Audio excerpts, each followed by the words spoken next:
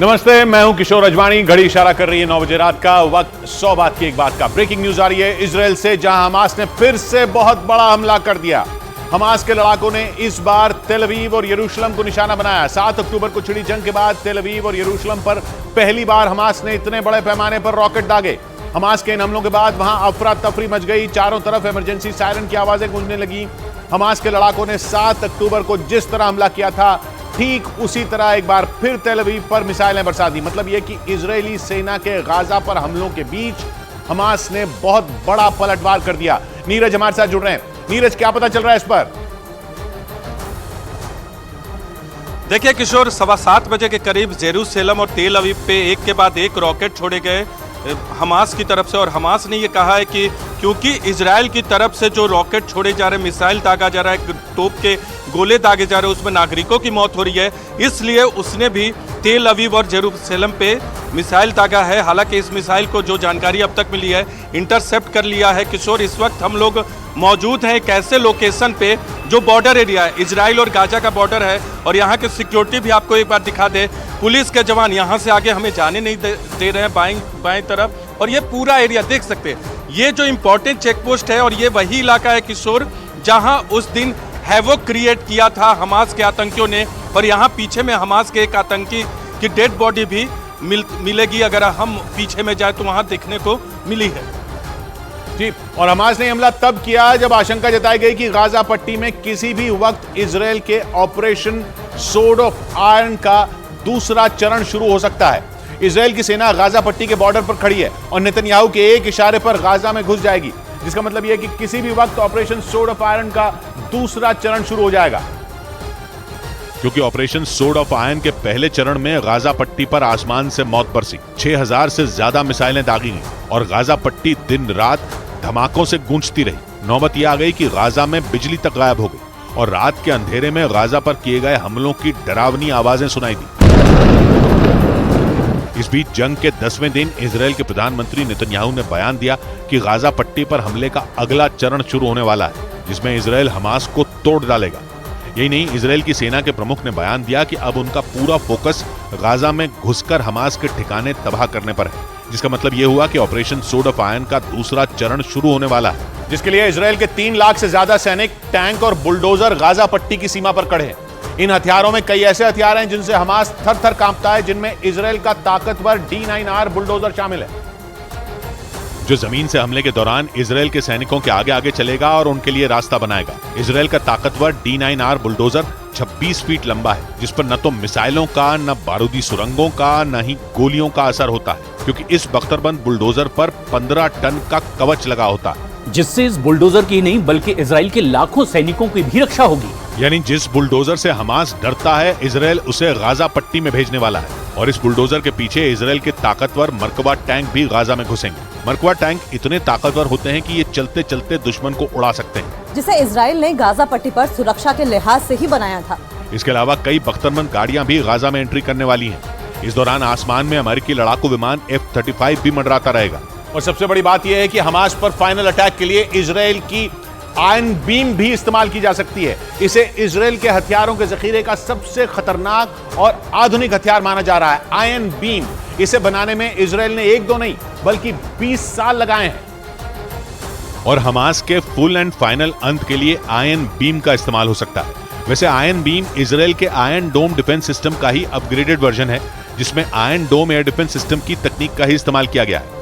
Iron beam की खासियत यह है कि यह दुश्मन की मिसाइलों को पहचान कर लेजर बीम छोड़ती है और उन्हें मार गिराती है। इस डिफेंस सिस्टम की रेंज 8 से 10 किलोमीटर है। इसके हर शॉट की कीमत केवल $3 यानी भारतीय रुपयों में करीब 250 रुपए है, जिसे बनाने में इजरायल को 20 साल लग गए और इसे 1 से 1.5 साल बाद गाजा पट्टी की सीमा पर तैनात किया जाना था।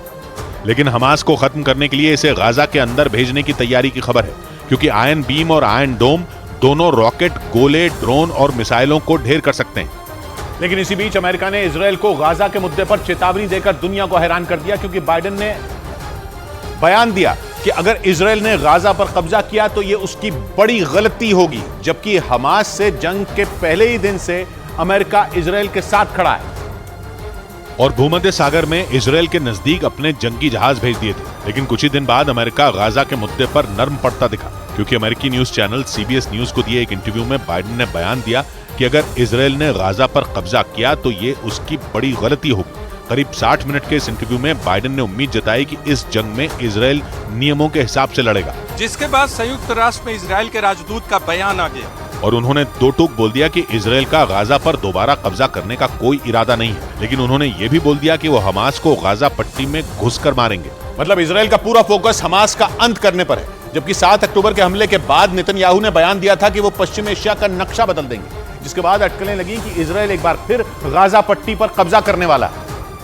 क्योंकि हमास ने इस बार उसकी दुखती रग पर हाथ रख दिया। नतीजा ये हुआ कि हमास के खात्मे के चक्कर में गाजा बर्बाद हो गया। यही नहीं, नेतन्याहू ने बयान दिया था कि वो पश्चिम एशिया का भूगोल बदल देंगे, जिसके बाद कहा गया कि इजराइल 1967 वाली स्थिति लाने के चक्कर में है, क्योंकि तब गाजा पट्टी पर इजराइल ने कब्जा कर लिया था, जिसके लिए उसने मिस्र से जंग लड़ी थी और करीब 25 साल तक गाजा पट्टी पर इजराइल का कब्जा था। लेकिन विद्रोह के बाद 1994 में तय किया गया कि गाजा पट्टी फिलिस्तीन को सौंप दी जाए और 2005 तक पूरी गाजा पट्टी से इजराइल की सेना हट गई, जिसके बाद इसे फिलिस्तीनी अथॉरिटी को दे दिया गया था। लेकिन 2007 में गाजा पट्टी पर हमास की अगुवाई वाली पार्टी ने कब्जा कर लिया, जिसके बाद इजराइल की सेना और हमास के लड़ाकों के बीच एक बार नहीं बल्कि 4 बार संघर्ष हुआ था। लेकिन इस बार हमास ने ऐसा हमला किया कि इजराइल उसे खत्म करने पर उतारू हो गया। वैसे इजराइल की सेना के पूर्व अधिकारी और 1980 में गाजा के गवर्नर रहे यित्ज़हाक सिगिव ने दावा किया था कि हमास की नींव इजराइल ने ही रखी थी, क्योंकि इजराइल चाहता था कि फिलिस्तीन में राजनीतिक अस्थिरता हो। इजराइल की सेना के पूर्व अधिकारी और 1980 में गाजा के गवर्नर रहे यित्ज़हाक सिगिव ने इसे इजराइल की जहर से जहर को काटने वाली नीति कहा था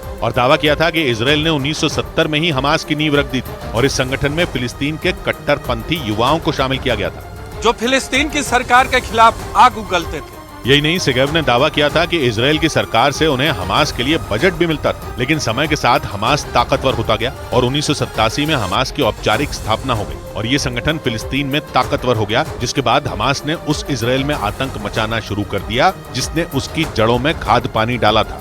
लेकिन जंग के बीच हमास की फंडिंग से जुड़ी ऐसी जानकारी सामने आई जिसने इजराइल के शक को पुख्ता कर दिया। न्यूज एजेंसी रॉयटर्स के मुताबिक हमास को आतंकी ऑपरेशन चलाने के लिए कई मुस्लिम देशों से मदद मिली। आरोप है कि इन देशों ने हमास को भारी भरकम फंड दिया और इस पैसे की बदौलत ही हमास ने इजराइल पर इतने बड़े हमले किए। रॉयटर्स के मुताबिक मुस्लिम देशों के संगठन OIC में शामिल कई देश हमास को फंडिंग करते हैं और कुछ देश तो इजराइल से लड़ने के लिए हथियार तक देते हैं। यही नहीं, प्रतिबंध के बावजूद हमास अपने सहयोगी देशों की मदद से पश्चिमी देशों से हथियारों की खरीद भी करता है और हमास इन हथियारों को समंदर और सुरंग के रास्ते गाजा में अपने ठिकानों तक पहुंचाता है। रॉयटर्स के मुताबिक मिस्र की सीमा से लेकर गाजा के समुद्री किनारों तक हमास ने कई सुरंगें बना रखी हैं।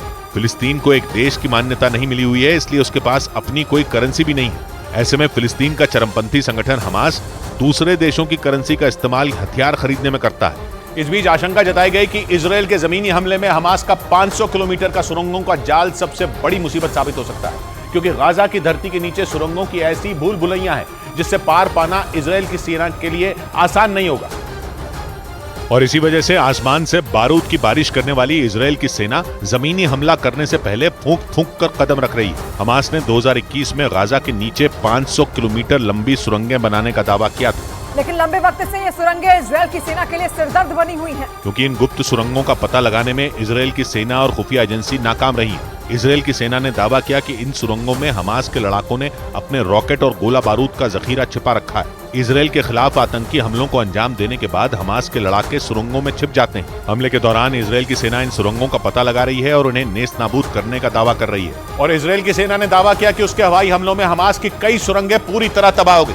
7 अक्टूबर को इजराइल पर हमास के हमलों के बाद इजराइल की सेना लगातार हवाई हमले कर रही है और हमास के ठिकानों को चुन चुन कर निशाना बना रही है, जबकि हमास ने इजराइल की सेना के दावों को खारिज कर दिया और दो टूक कहा कि इजराइल की सेना गलतफहमी में है। हमास ने इजरायल की सेना के दावों को नकारते हुए कहा कि हवाई हमले में उनकी सुरंगों को ज्यादा नुकसान नहीं हुआ, क्योंकि इजरायल की सेना को इस बात का अंदाजा ही नहीं है कि गाजा में उनकी सुरंगों का जाल किस तरह फैला हुआ है और इजरायल के हवाई हमलों से बचने के लिए हमास के लड़ाके इन्हीं सुरंगों का इस्तेमाल सुरक्षा कवच की तरह कर रहे हैं। हालांकि इजरायल की सेना ने दावा किया कि उनके हवाई हमले में गाजा के नीचे 100 किलोमीटर लंबी सुरंगों को तबाह कर दिया गया, लेकिन हमास ने पलटवार किया कि उसके पास 500 किलोमीटर लंबी सुरंगों का जाल है, जिनमें कुछ के दरवाजे दक्षिण में मिस्र की सीमा के पास खुलते हैं तो कुछ के दरवाजे उत्तर और पूर्व में इजरायल की सीमा के करीब खुलते हैं। और इस बात की आशंका जताई जा रही है कि इजरायल ने अगवा किए गए 199 बंधकों को गाजा के नीचे बनी उन्हीं सुरंगों में कैद करके रखा गया होगा, क्योंकि आतंकियों के छिपने और बंधकों को छिपाने के लिए ये सुरंगें सबसे सुरक्षित ठिकाना है। क्योंकि इजरायल की सेना को न तो इनकी सही संख्या पता है और न ही इनकी सटीक लोकेशन की जानकारी है। हमास की इन खुफिया सुरंगों को इजरायली सेना के लड़ाकू विमान और सर्वेलेंस ड्रोन तक नहीं ढूंढ पाते। इस बीच इजरायल की सेना ने जानकारी दी कि 7 अक्टूबर को हमले के बाद हमास ने 199 नागरिकों को बंधक बनाया था और आशंका इस बात की जताई गई कि इजरायल से बंधक बनाए गए 199 लोगों को हमास के लड़ाकों ने गाजा में बनी सुरंगों में कैद करके रखा है। इजरायल की सेना के मुताबिक हमास के लड़ाके इन सुरंगों में गाजा में रहने वाले कुछ नागरिकों को भी रखे हुए हैं ताकि जरूरत पड़ने पर उन्हें ह्यूमन शील्ड की तरह इस्तेमाल कर सकें। और हमास के बंधक बनाए गए लोगों को छुड़ाने में देरी होने पर इजरायल में लोगों का गुस्सा फूट पड़ा। 7 अक्टूबर को हमास के लड़ाकों ने इजरायल पर हमले के दौरान सैकड़ों लोगों को बंधक बना लिया था और इसके बाद इजरायल और हमास के बीच जंग शुरू हो गई, जो पिछले 10 दिन से लगातार जारी है। लेकिन इसके बावजूद इजरायल की सेना हमास के कब्जे से बंदूकों को नहीं छुड़ा पाई, जिसकी वजह से पीड़ित परिवारों का गुस्सा फूट पड़ा और वो नेतन्याहू सरकार के खिलाफ सड़क पर उतर आए। इस प्रदर्शन में बड़ी संख्या में दूसरे लोग भी शामिल हुए और वो लोग भी बंदूकों को छुड़ाने के लिए पोस्टर बनाते दिखे। इस दौरान लोगों के पास लापता और बंधक बनाए गए लोगों के नाम और तस्वीरें भी दिखाई दी, जिन्हें छुड़ाने के लिए वो लोग सरकार से अपील करते नजर आए। जिसके बाद इजरायल के प्रधानमंत्री बेंजामिन नेतन्याहू ने हमास के हमलों में मारे गए और लापता हुए लोगों के परिवार वालों से मुलाकात की। पीड़ित परिवारों से नेतन्याहू की यह मुलाकात तेल अवीव में हुई और इस दौरान वहां मौजूद लोगों ने नेतन्याहू से बंधकों की सुरक्षित रिहाई की अपील की। इस बीच सामने आई एक तस्वीर में नेतन्याहू लोगों को गले लगाकर उन्हें ढांढस बंधाते नजर आए। और इस बीच संयुक्त राष्ट्र के प्रमुख एंटोनियो गुतेरेस ने बंधकों की रिहाई के मुद्दे पर हमास को सख्त चेतावनी दे दी। संयुक्त राष्ट्र ने सभी बंधकों को बिना शर्त रिहा करने का निर्देश दिया और इसके साथ ही गाजा में लोगों की मदद के लिए इजरायल से रास्ता देने की भी अपील की। ऐसा इसलिए क्योंकि हमास के हमले के बाद से ही पलटवार करते हुए इजरायल ने गाजा की सीमाएं पूरी तरह सील कर दी। इस बीच खबर है कि इजरायल को घुटनों पर लाने के लिए उसके नागरिकों को बंधक बनाने की सीख हमास के आतंकियों को ईरान से मिली। यानी ईरान के फॉर्मूले को अपनाते हुए हमास ने इजरायल में घुसकर गोलीबारी की, वहां मौजूद लोगों को मारा और 199 लोगों को बंधक भी बना लिया। और बंधकों को रिहा करने के बदले में इजरायल की जेलों में बंद 5000 से ज्यादा फिलिस्तीनी कैदियों को रिहा करने की मांग रखी, क्योंकि 1979 में तेहरान में अमेरिकी दूतावास पर हमला बोलकर 52 अमेरिकी अधिकारियों और कर्मचारियों को बंधक बना लिया गया था और 444 दिनों तक कैद में रखने के बाद ईरान ने अमेरिका से $800 करोड़ यानी भारतीय रुपयों में करीब 65,000 करोड़ लेकर उन्हें रिहा किया था। ईरान ने 2015 में भी अमेरिका के 5 नागरिकों को अगवा कर लिया था। मजबूरी में अमेरिका को इसी साल ईरान के जब्त किए गए $600 करोड़ यानी भारतीय रुपयों में करीब 50,000 करोड़ रुपए लौटाने पर समझौता करना पड़ा। हालांकि इजरायल पर हमास के हमले के बाद अमेरिका ने समझौता रद्द करते हुए फंड रोक दिया, क्योंकि हमास पर ईरान का हाथ है और आशंका ये जताई जा रही है कि इजरायल से 150 लोगों को बंधक बनाने के पीछे भी ईरान का ही दिमाग है, जिसने अब इजरायल के आगे एक ऑफर रख दिया। ईरान के विदेश मंत्रालय ने दावा किया कि हमास गाजा में बंधक बनाकर रखे गए करीब 200 लोगों को रिहा करने के लिए तैयार है, पर उसके लिए पहले इजरायल को गाजा पर बमबारी रोकनी होगी। मतलब ईरान ने हमास का प्रवक्ता बनकर इजरायल से सौदेबाजी करनी शुरू कर दी। इजरायल को ठिकाने लगाने के लिए ईरान ने हमास को पाला पोसा हुआ। वो हमास को फंडिंग से लेकर हथियार और ट्रेनिंग हर तरह की मदद देता है और ईरान लगातार इजरायल को धमकी देने में लगा है कि वो हमास के आगे घुटने टेक दे। मगर इस बार ईरान के तेवर नरम नजर आए। इस बार उसके विदेश मंत्रालय ने बयान जारी कर कहा कि हमास ने उन्हें बताया कि वो तो इजरायल के बंधकों को छोड़ने के लिए तैयार है, मगर वो ऐसा कर नहीं पा रहा क्योंकि इजरायल गाजा पर हवाई हमले करने में लगा है। मगर हैरानी की बात यह रही कि ईरान के बंधक रिहा करने वाले ऑफर पर हमास की तरफ से कोई प्रतिक्रिया नहीं आई। वो ऐसे किसी भी ऑफर पर कुछ भी बोलने को तैयार नहीं। इस वजह से दुनिया का यह शक पुख्ता होता जा रहा है कि इजरायल पर हमास के अटैक के पीछे सीधे सीधे ईरान ही है। यानी जंग का चेहरा हमास का है मगर दिमाग ईरान का है। क्योंकि इजराइल की बर्बादी से फायदा सिर्फ और सिर्फ ईरान को है। इसलिए जब से हमास ने इजराइल पर धावा बोला है तब से ईरान की खुशी का कोई ठिकाना ही नहीं। अमेरिका का अखबार द वॉल स्ट्रीट जर्नल भी पिछले हफ्ते अपनी रिपोर्ट में दावा कर चुका है कि ईरान ने ही हमास के साथ मिलकर इजराइल पर हमले की पूरी प्लानिंग की।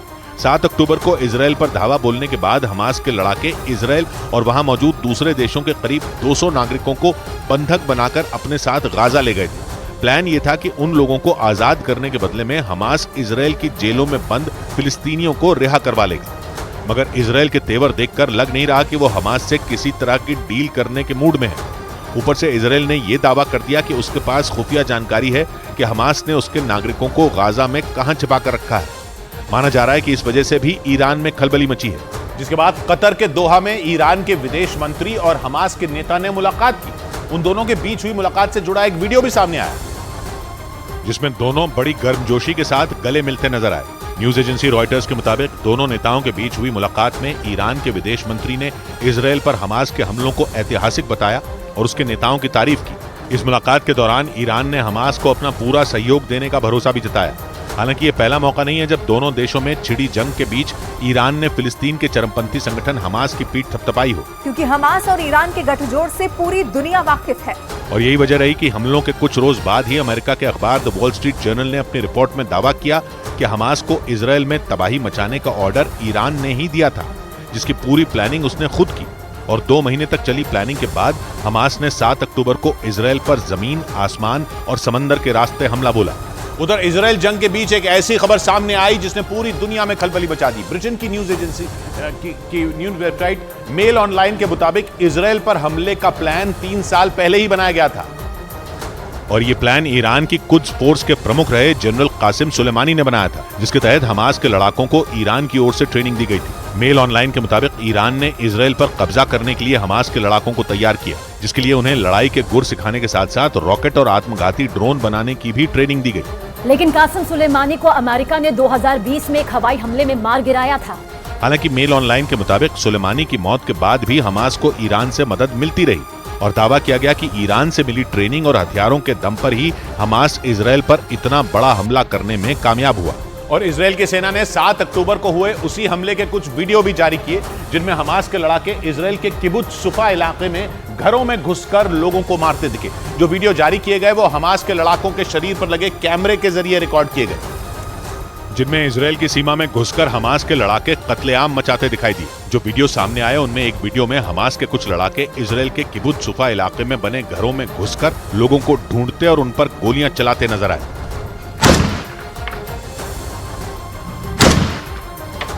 इससे पहले हमास के हथियारबंद लड़ाके गाजा पट्टी से इजराइल में बाइक से घुसते दिखे। थोड़ी देर बाद सभी लड़ाके एक रिहायशी इलाके में पहुंच गए, जहां उन्होंने घरों पर फायरिंग शुरू कर दी थी।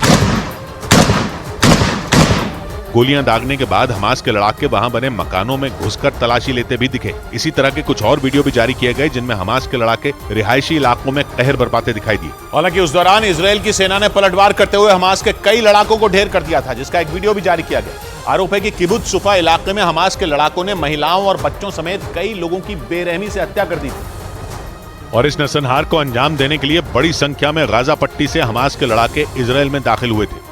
हालांकि इजराइल की सेना ने भी जोरदार पलटवार कर हमास के कई लड़ाकों को ढेर कर दिया था। इसका एक वीडियो भी जारी किया गया, जिसमें किबुत्ज सुफा इलाके में हमास के एक लड़ाके को इजरायली सेना के जवान ढेर करते दिखाई दिए। गोली लगते ही हमास का वो लड़ाका चिल्लाते हुए जमीन पर गिर गया, जबकि मारे जाने से पहले वो अपने कुछ साथियों के साथ वहां के घरों में घुसकर मौत का तांडव करता दिखा। वो लोग वहां बने मकानों में लोगों को ढूंढते और उन्हें मारते नजर आए। हालांकि इजराइल का दावा है कि 7 अक्टूबर को उसके सैनिकों ने किबुत्ज सुफा इलाके पर हमला करने वाले सभी लड़ाकों को मार गिराया था। इस बीच इजराइल की सेना ने दावा किया कि हमास के मारे गए लड़ाकों के पास कोड वर्ड वाले दस्तावेज मिले थे, जिनमें हमले की प्लानिंग और इजरायली नागरिकों की हत्या करने की बात लिखी थी। मतलब हमास ने 7 अक्टूबर को अचानक हमला नहीं किया था, बल्कि उसके लड़ाके फुल प्रूफ प्लानिंग के साथ इजराइल के शहरों में तबाही मचाने के लिए घुसे थे। इसका पता तब चला जब जंग में मारे गए हमास के लड़ाकों और उनकी गाड़ियों से कई कोडेड दस्तावेज बरामद किए गए। इजराइल का दावा है कि उन दस्तावेजों में हमले की पूरी प्लानिंग का जिक्र किया गया था। यही नहीं, उनमें हमले के दौरान इजराइल के नागरिकों को अगवा करने और ज्यादा से ज्यादा लोगों की हत्या करने के निर्देश दिए गए थे। और इजराइल की मीडिया का दावा है कि इन दस्तावेजों में कई ऑर्डर बिना कोडवर्ड के थे। जबकि कई ऑर्डर के लिए कोड वर्ड का इस्तेमाल किया गया था। दावा यह भी किया गया कि ये दस्तावेज किबुत्ज रईम इलाके में मारे गए हमास के लड़ाकों से मिले, जहां उन्होंने सुपरनोवा म्यूजिक फेस्टिवल पर हमला कर 250 से ज्यादा लोगों की जान ले ली थी। उधर इजराइल और फिलिस्तीन के चरमपंथी संगठन हमास में छिड़ी जंग के बीच न्यूज 18 इंडिया ने वहां हो रहे हमलों के बेहद करीब पहुंचकर हालात का जायजा लिया। इस दौरान गाजा के पास तिरोत शहर पर मिसाइलों की बारिश होने का एक वीडियो भी सामने आया, जिसमें एक के बाद एक कई रॉकेट अटैक देखे गए, जिसके बाद आसमान पर धुएं का गुबार उठता नजर आया। इस दौरान न्यूज 18 की टीम ने हमलों के बेहद करीब पहुंचकर वहां के हालात का जायजा लिया। इस तरह से लगातार मिसाइल छोड़े जा रहे हैं और यहाँ आप देख सकते हैं हम लोग सब लोग अलर्ट पे हैं। हमास के लड़ाकों ने गाजा के करीब तिरोत शहर पर मिसाइलों की बारिश कर दी, जिसका एक वीडियो भी सामने आया, जिसके बाद वहां लोगों को अलर्ट करने के लिए सायरन बजने की आवाजें भी सुनाई दी। इस दौरान सेना के जवान भी अपनी गाड़ियों से नीचे उतरकर अलर्ट मोड पर चले गए। हालांकि इजराइल की सुरक्षा सीमा पर तैनात आयरन डोम ने ज्यादातर रॉकेटों को मार गिराया। इस बीच गाजा पर जमीनी हमले से पहले इजराइल ने गाजा से लगने वाले अपने कई शहरों को खाली करवा लिया, जिनकी कुछ तस्वीरें इजराइल के दक्षिणी इलाके में मौजूद तिरोत शहर से भी सामने आई, जिनमें पूरे शहर में सन्नाटा पसरा नजर आया। वहां सड़कें, दुकानें, बाजार, घर और इमारतों को देखकर ऐसा लगा मानो वहां कर्फ्यू लगा दिया गया। हमास के इजराइल पर हमलों के बाद सबसे ज्यादा नुकसान इजराइल के दक्षिणी इलाके में हुआ और तिरोत शहर इसी इलाके में मौजूद है, जो गाजा की सीमा से करीब 1 किलोमीटर दूर है। इजराइल की सेना के मुताबिक तिरोत में बीते 10 दिन में हमास ने 75 से ज्यादा रॉकेट दागकर भीषण तबाही मचाई। 90-95% लोग जेरोस शहर को छोड़ के भाग गए हैं, जिसके जवाब में इजराइल ने गाजा में घुसकर जमीनी हमले करने की धमकी दी और उससे पहले अपने शहर तिरोत से लोगों को निकालकर उन्हें सुरक्षित जगहों पर पहुंचा दिया। और हमास से हाहाकारी जंग लड़ रहे इजराइल ने ऐलान कर दिया कि वो 2 मोर्चों पर जंग के लिए तैयार है, क्योंकि खबर आई कि लेबनान का कट्टरपंथी संगठन उत्तरी इजराइल में रॉकेट दाग रहा है और इसके निशाने पर उत्तरी इजराइल का मितुला शहर है, जहां हिजबुल्लाह ने 1-2 नहीं बल्कि 9 रॉकेट दागे। इजराइल की सेना ने दावा किया कि लेबनान की ओर से आए उन 9 में 5 रॉकेट हवा में ही उड़ा दिए गए, जिसके बाद इजराइल की सेना उसके उत्तरी बॉर्डर पर पहुंच गई और वहां पर इजराइल के टैंक खड़े नजर आए। यही नहीं, इजराइल की सेना ने बयान जारी किया कि वो 2 मोर्चों पर जंग के लिए तैयार है, क्योंकि उत्तरी इजराइल के मितुला शहर को लगातार निशाना बनाया जा रहा है। मितुला उत्तरी इजराइल का वो शहर है जो लेबनान के सबसे करीब है। इस शहर की आबादी 2000 से भी कम है, जहां पिछले हफ्ते हमले का अलर्ट जारी किया गया था और पूरा शहर सायरन की आवाज से गूंज उठा था। यानी इजराइल के उत्तर और दक्षिण दोनों सीमाओं पर जंग का मोर्चा खुलता दिख रहा है, क्योंकि लेबनान से हिजबुल्लाह ने एक बार फिर हमला बोला, जिसके बाद इजराइल का उत्तरी बॉर्डर धमाके से गूंज उठा। हमास के हमले के बाद हिजबुल्लाह रुक रुक कर रॉकेट दाग रहा है, जिसके जवाब में इजराइल की सेना ने भी रॉकेट दागे, जो इजराइल की सीमा से लगे दक्षिणी लेबनान में गिरे और इजराइल और लेबनान के बॉर्डर पर धमाके सुनाई देने लगे। वैसे हिजबुल्लाह ने अब तक हमास जितना बड़ा हमला नहीं किया है, लेकिन वो लगातार रॉकेट दाग रहा है। हमास और इजराइल की जंग के 10वें दिन भी यही हुआ, जिसके बाद इजराइल ने दावा किया कि हिजबुल्लाह को हमला करने का आदेश उसके कट्टर दुश्मन ईरान से मिला, क्योंकि ईरान चाहता है कि इजराइल की सेना का ध्यान उसके दक्षिणी बॉर्डर से हट जाए। यानी इजराइल का कहना है कि लेबनान की ओर से केवल इसलिए हमला हुआ क्योंकि ईरान हमास से उसका ध्यान भटकाना चाहता है और इसीलिए हिजबुल्लाह से वहां गोलीबारी करवा रहा है, जिसकी वजह से इजराइल की सरकार ने लेबनान की सीमा के आसपास के 28 इलाकों को खाली कराने का फैसला कर लिया, क्योंकि लेबनान में बैठे हिजबुल्लाह के रॉकेट किसी भी रिहायशी इलाके पर गिर सकते हैं। और इसीलिए इजराइल की सरकार ने उत्तरी इजराइल के 28 इलाकों को खाली कराने का फैसला किया और तय किया कि लेबनान से लगने वाली इजराइल की सीमा के 2 किलोमीटर के दायरे में रहने वाले लोगों को हटाया जाएगा। साथ ही लोगों से कह दिया गया कि वो लेबनान की सीमा से 4 किलोमीटर दूर रहें, क्योंकि हिजबुल्लाह की मिसाइलें कभी उन पर भी गिर सकती हैं। यही नहीं, इजराइल को आशंका है कि इस बार हिजबुल्लाह ईरान के ड्रोन का भी इस्तेमाल कर सकता है, क्योंकि हिजबुल्लाह के पास 1 लाख से ज्यादा मिसाइलें हैं, जिनकी रेंज में पूरा का पूरा इजराइल है। यही नहीं, हिजबुल्लाह के पास एयर डिफेंस सिस्टम और ड्रोन भी हैं। और इन्हीं वजहों से हिजबुल्लाह को हमास से भी खतरनाक माना जाता है। वैसे तो ये दोनों ही संगठन इजराइल से फिलिस्तीन की तरफ से लड़ने का दावा करते हैं, लेकिन दोनों की जमीनी रणनीति और सैन्य क्षमताएं अलग अलग हैं।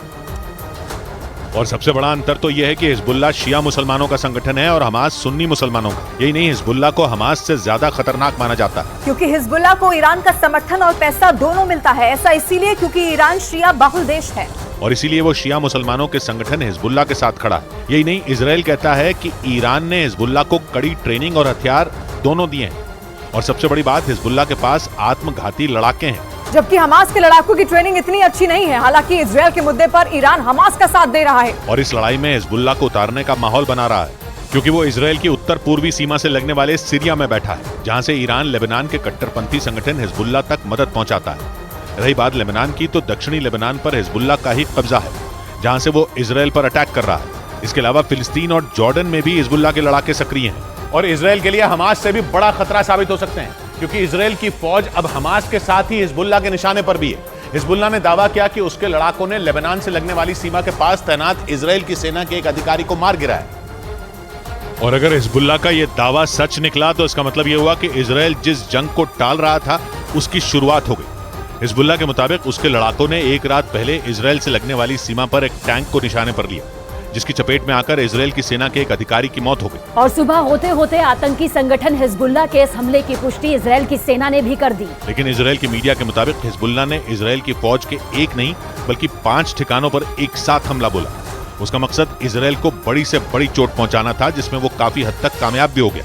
इस बीच इजरायल ने ईरान पर सीरिया में हथियारों का जखीरा इकट्ठा करने का आरोप लगाया, ताकि वो सीरिया से इजरायल के खिलाफ जंग का दूसरा मोर्चा खोल सके। कुछ रोज पहले ही इजरायली सेना ने सीरिया के अलेप्पो और दमिश्क एयरपोर्ट पर एयर स्ट्राइक की थी और मिसाइलें दागकर वहां तबाही मचा दी थी। इजरायल ने आरोप लगाया था कि अलेप्पो और दमिश्क एयरपोर्ट पर ईरान विमानों के जरिए सीरिया को घातक हथियारों की सप्लाई कर रहा है। इजरायल की मीडिया के मुताबिक ईरान का मकसद इजरायल के खिलाफ सीरिया से जंग का दूसरा मोर्चा खोलना है और इसी वजह से वो वहां हथियारों का जखीरा इकट्ठा करने में जुट गया, क्योंकि ईरान हर हाल में इजरायल को तबाह और बर्बाद कर देना चाहता है, जिसके लिए वो हमास और हिजबुल्लाह की तरह सीरिया को भी एक हथियार के तौर पर इस्तेमाल करने में जुटा है। आरोप ये भी है कि 7 अक्टूबर को हमास के हमले के पीछे का मास्टरमाइंड ईरान ही है और उसी के दम पर पिछले 10 दिन से हमास जंग में इजरायल के सामने खड़ा है। उधर ईरान के राष्ट्रपति इब्राहिम रईसी ने गाजा में इजरायल की कार्रवाई की तुलना हिटलर की नाजी फौज से कर दी। उन्होंने इजरायल की सेना के एक्शन को युद्ध अभ्यास करार दिया और आरोप लगाया कि इजरायल की सेना ने हिटलर की नाजी फौज की तरह गाजा में कत्लेआम मचाया। नाजियों ने दूसरे विश्व युद्ध के दौरान लाखों यहूदियों की हत्या कर दी थी। उधर न्यूज एजेंसी रॉयटर्स के मुताबिक गाजा में इजरायल की सेना के घुसते ही पश्चिम एशिया में भीषण जंग भड़क सकती है, क्योंकि ईरान लगातार इजरायल को चेतावनी दे रहा है कि अगर उसकी सेना गाजा की सीमा में घुसी तो कई मोर्चों पर भयानक युद्ध शुरू हो जाएगा।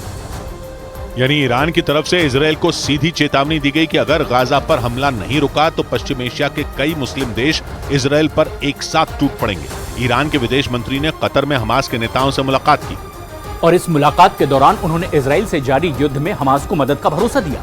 और रॉयटर्स के मुताबिक इस दौरान उन्होंने इजरायल को धमकी देते हुए 2 टूक कहा कि गाजा में इजरायल ने अगर ग्राउंड अटैक यानी घुसकर हमला किया तो हमास को मदद पहुंचाने वाले गाजा की धरती को इजरायल के सैनिकों का कब्रिस्तान बना देंगे। 7 अक्टूबर को हुए हमले का बदला लेने के लिए इजरायल की सेना गाजा पर लगातार बारूद की बारिश कर रही है और हमास के ठिकानों को तबाह कर रही है। लेकिन अगर इस युद्ध में ईरान की एंट्री हो गई तो जंग की सूरत बदल जाएगी, क्योंकि ईरान के इस जंग में कूदने के साथ ही इजरायल की सीधी टक्कर ईरान की मजबूत सेना से होगी। हालांकि तकनीक और सैन्य ताकत के मामले में इजरायल भी ईरान से कम नहीं है। लेकिन लड़ाई अगर ईरान और इजरायल के बीच शुरू हो जाती है तो हालात बेहद भयानक हो सकते हैं, क्योंकि इजरायली वायुसेना में कुल विमानों की संख्या 601 है, वहीं ईरानी एयरफोर्स में 541 विमान है। इजरायल की फौज के पास करीब 2300 टैंक हैं, जबकि ईरान के पास 4071 टैंक मौजूद हैं। लेकिन लड़ाकू विमानों के मामले में इजरायल ईरान से आगे है, क्योंकि इजरायली वायुसेना में लड़ाकू विमानों की संख्या 241 है, जबकि ईरानी एयरफोर्स में कुल लड़ाकू विमानों की संख्या 196 ही है। इजरायल के पास सिर्फ 15 ट्रांसपोर्ट एयरक्राफ्ट हैं, जबकि ईरान के पास 86 ट्रांसपोर्ट एयरक्राफ्ट हैं। इजरायल की नौसेना के पास 67 जहाज हैं, जबकि ईरान की नौसेना के पास 101 जहाज हैं। मतलब ये कि तकनीक और सैन्य ताकत के मामले में दोनों एक दूसरे को पूरी टक्कर देते हैं। इधर गाजा पट्टी से निकलने की कोशिश में रफा बॉर्डर पर फिलिस्तीन के नागरिकों की भारी भीड़ जुट गई। गाजा पट्टी और मिस्र के बीच मौजूद यह बॉर्डर इजरायल की सेना की तरफ से की जा रही ताबड़तोड़ बमबारी की वजह से बंद है। लेकिन न्यूज एजेंसी रॉयटर्स के मुताबिक इस बॉर्डर को कुछ घंटों के लिए खोले जाने की खबर सामने आई, जिसके बाद गाजा पट्टी से बड़ी संख्या में फिलिस्तीन के लोग रफा बॉर्डर पर पहुंच गए। वहां से जो वीडियो सामने आया उसमें फिलिस्तीन के लोग अपने परिवारों के साथ रफा बॉर्डर खुलने का इंतजार करते दिखे, क्योंकि उन्हें भरोसा दिया गया था कि गाजा में रहने वाले लोगों को निकलने का मौका दिया जाएगा। मतलब कुछ घंटों के लिए इजरायल वहां हमला नहीं करेगा, लेकिन थोड़ी देर बाद इजरायल ने इस दावे को नकार दिया। इसके बाद ये खबर सामने आई कि रफा बॉर्डर को सिर्फ विदेशी लोगों को निकालने के लिए खोला जाएगा। लेकिन फिलिस्तीन के लोगों को झटका तब लगा जब ये खबर सामने आई कि मिस्र ने गाजा से आने वाले शरणार्थियों को अपने यहाँ रखने से इनकार कर दिया और रफा बॉर्डर को नहीं खोलने के मुद्दे पर मिस्र और इजराइल आमने सामने आ गए। मिस्र ने आरोप लगाया कि वो इजराइल की तरफ से की जा रही बमबारी की वजह से ही रफा बॉर्डर नहीं खोल पा रहा, जबकि गाजा पट्टी में रहने वाले लोगों तक मदद पहुंचाने के लिए वो बॉर्डर खोलने के लिए तैयार है। मिस्र का दावा है कि रफा बॉर्डर पर उसके कई ट्रक राहत सामग्री लेकर खड़े हैं, लेकिन इजराइल के हमले और बमबारी की वजह से उसे बॉर्डर बंद करना पड़ा। और मिस्र का आरोप है कि इजराइल विदेशी नागरिकों को निकालने के लिए भी बमबारी रोकने के लिए तैयार नहीं है। न्यूज एजेंसी रॉयटर्स के मुताबिक हमास को सबक सिखाने के लिए इजराइल ने गाजा पट्टी तक जाने वाले तमाम रास्तों को भी बंद कर दिया है, जिससे वहां हाहाकार मचा है। लोगों के पास न तो खाना है और न ही बिजली, ऊपर से आसमान से बरसते बमों से बचने के लिए उन्हें गाजा से बाहर तक निकलने नहीं दिया जा रहा, जिससे गाजा पट्टी में फंसे फिलिस्तीन के लोगों की मुश्किलें बढ़ गईं, क्योंकि इजराइल किसी भी सूरत में गाजा पट्टी की घेरेबंदी नहीं हटाना चाहता। इजराइल के मीडिया के मुताबिक हमास को खत्म करने तक इजराइल की सेना वहां अपना सैन्य अभियान जारी रखेगी और इसीलिए गाजा पट्टी पर मिसाइलों की बारिश की जा रही है। हालांकि इजराइल ने गाजा पट्टी के उत्तरी इलाके से लोगों को दक्षिणी हिस्से में जाने के लिए चेतावनी दी है और इसी हिस्से में रफा बॉर्डर मौजूद है, जो इस जंग में इजराइल के लिए बेहद अहम है, क्योंकि यही एक ऐसा रास्ता है जहां से हमास के लड़ाके भाग सकते हैं। न्यूज एजेंसी रॉयटर्स के मुताबिक इसी वजह से इजराइल रफा बॉर्डर पर बमबारी करने का एक भी मौका नहीं छोड़ रहा। असल में गाजा पट्टी उत्तर और पूर्व में इजराइल से घिरा हुआ इलाका है। उसके पश्चिम में भूमध्य सागर है, जिस पर इजराइल का ही कंट्रोल है। सिर्फ दक्षिणी हिस्से में ही लोगों के आने जाने के लिए रफा बॉर्डर मौजूद है, जो मिस्र से लगता है, और वो भी गाजा पट्टी के लोगों के लिए बंद है। इस बीच गाजा में मलबे के नीचे 1000 से ज्यादा शवों के दबे होने की आशंका जताई गई। हमास के खिलाफ जंग का ऐलान करने के बाद इजराइल की सेना ने वहां ताबड़तोड़ बम गिराए और इजराइल के उन हमलों की वजह से गाजा की कई इमारतें पूरी तरह तबाह हो गई। बड़ी संख्या में वहां के लोग भी उन हमलों का शिकार हुए और इमारतों के मलबे के नीचे दबने से उनकी मौत हो गई। 7 अक्टूबर को हमास के हमले के बाद इजराइल की सेना ने गाजा में इतने बम गिराए कि वहां हर तरफ तबाही ही तबाही नजर आने लगी। दावा किया गया कि वहां मलबे के नीचे 1000 से ज्यादा लोगों के शव दबे हो सकते हैं। ऐसे में उन शवों को निकालना गाजा के प्रशासन के लिए बड़ी चुनौती बन गया, क्योंकि इजराइल के हमलों में वहां इतनी इमारतें तबाह हुई कि उनके मलबे को हटा पाना बड़ा मुश्किल काम हो गया। वहां से सामने आए एक वीडियो में लोग खुदाई करने वाली मशीनों की मदद से वहां बिखरे मलबे को हटाने में जुटे दिखे, जिससे उसके नीचे दबे शवों को जल्द से जल्द निकाला जा सके। क्योंकि गाजा में हालात इतने खराब हो गए हैं कि वहां अस्पतालों की बर्बादी और तबाही के बाद आइसक्रीम के फ्रीजर में शव रखे जा रहे हैं। गाजा में इजराइल की ताबड़तोड़ बमबारी की वजह से लोगों की मौत का आंकड़ा तेजी से बढ़ रहा है, जिससे गाजा के कब्रिस्तान में शवों को दफनाने के लिए जगह नहीं बची और हमलों में मारे गए लोगों के शवों को रखने के लिए आइसक्रीम वैन के फ्रीजर का इस्तेमाल करना पड़ा। बताया गया कि वहां अस्पतालों के मुर्दा घर भी शवों से भर गए, जिससे गाजा के अस्पतालों में मेडिकल स्टाफ बड़े पैमाने पर शवों को टेंट के नीचे रखने पर मजबूर हो गया। ये भी बताया गया कि वहां सामूहिक कब्र तैयार की जा रही है, जिसका मतलब ये हुआ कि वहां एक साथ करीब 100 लोगों के शवों को दफनाया जा सकेगा। इस बीच संयुक्त राष्ट्र ने इजराइल से गाजा में खाने पीने और जरूरी चीजों की सप्लाई जल्द शुरू करवाने की अपील की। हमास के हमले के बाद से ही इजराइल ने गाजा में इन चीजों की सप्लाई रोक दी है, जिस पर संयुक्त राष्ट्र ने एक बार फिर आपत्ति जताई और गाजा में पानी की कमी से होने वाली बीमारियों को लेकर आगाह किया। दूसरी तरफ मिस्र और गाजा के बॉर्डर के ना खुलने से वहां राहत सामग्री से भरे ट्रकों की लंबी कतारें लग गईं। उधर इजराइल और हमास की जंग की आंच इजराइल के दोस्त अमेरिका तक पहुंच गई और वहां के इलिनॉय राज्य में महज 6 साल के फिलिस्तीनी मूल के एक मुस्लिम बच्चे की उसके घर में ही चाकू घोंप कर हत्या कर दी गई। और इस बच्चे की जान लेने वाला भी कोई जवान शख्स नहीं बल्कि 71 साल का एक बुजुर्ग निकला, जिसने 6 साल के उस मासूम बच्चे को सिर्फ इसलिए मौत के घाट उतार दिया क्योंकि वो फिलिस्तीनी मूल का था, मुसलमान था। पुलिस ने बताया कि बच्चे के धर्म से नफरत की वजह से ही 71 साल के उस बुजुर्ग ने बेहद बेरहमी से उसकी जान ले ली और उसकी 32 साल की मां पर भी चाकू से इतने वार किए गए कि वो अस्पताल पहुंच गई। पर हैरानी की बात यह रही कि मारा गया बच्चा और उसकी मां उस बुजुर्ग के घर में ही किराए पर रहते थे।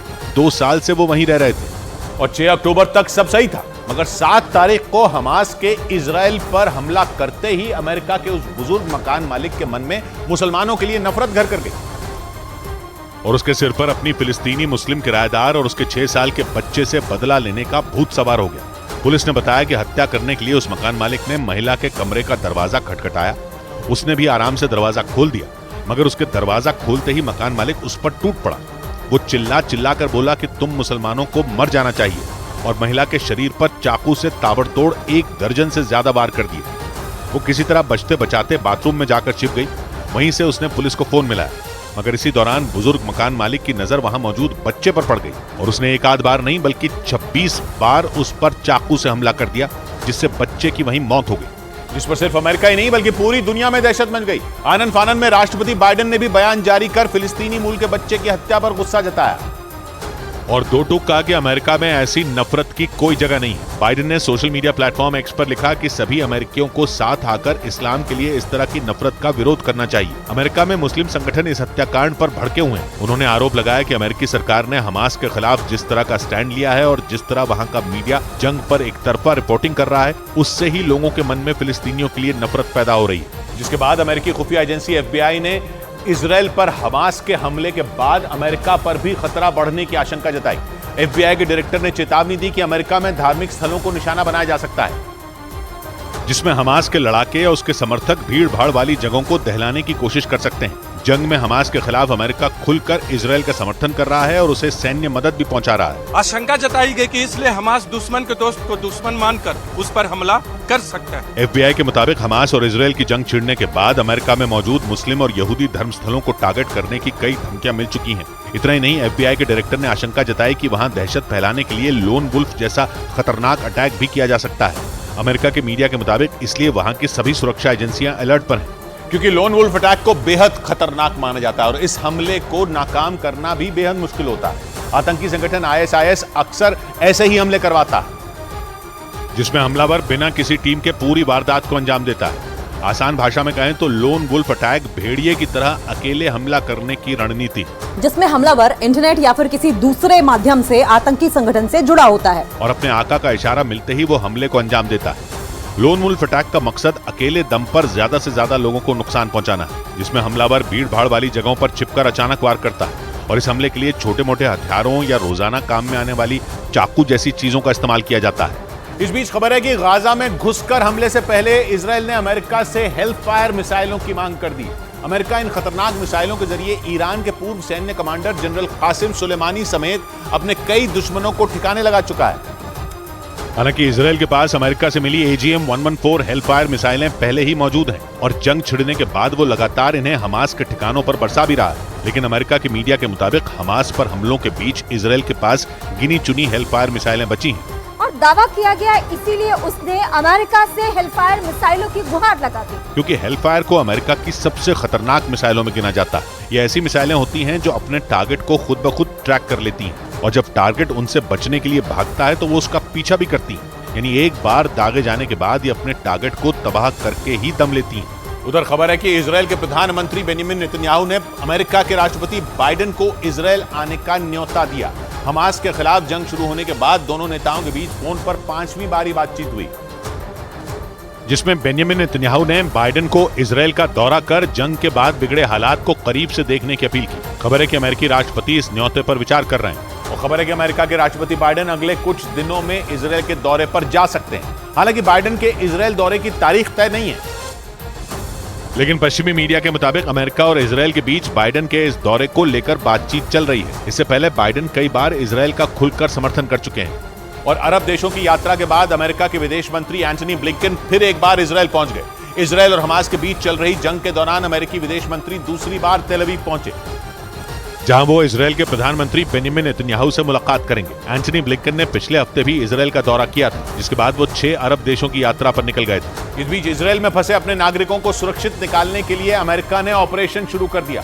वहां की सरकार के मुताबिक हमास के हमले की वजह से इजराइल में उनके करीब 500 नागरिक फंसे, जिन्हें सुरक्षित निकालने के लिए अमेरिका ने एक बड़ा रेस्क्यू ऑपरेशन शुरू कर दिया।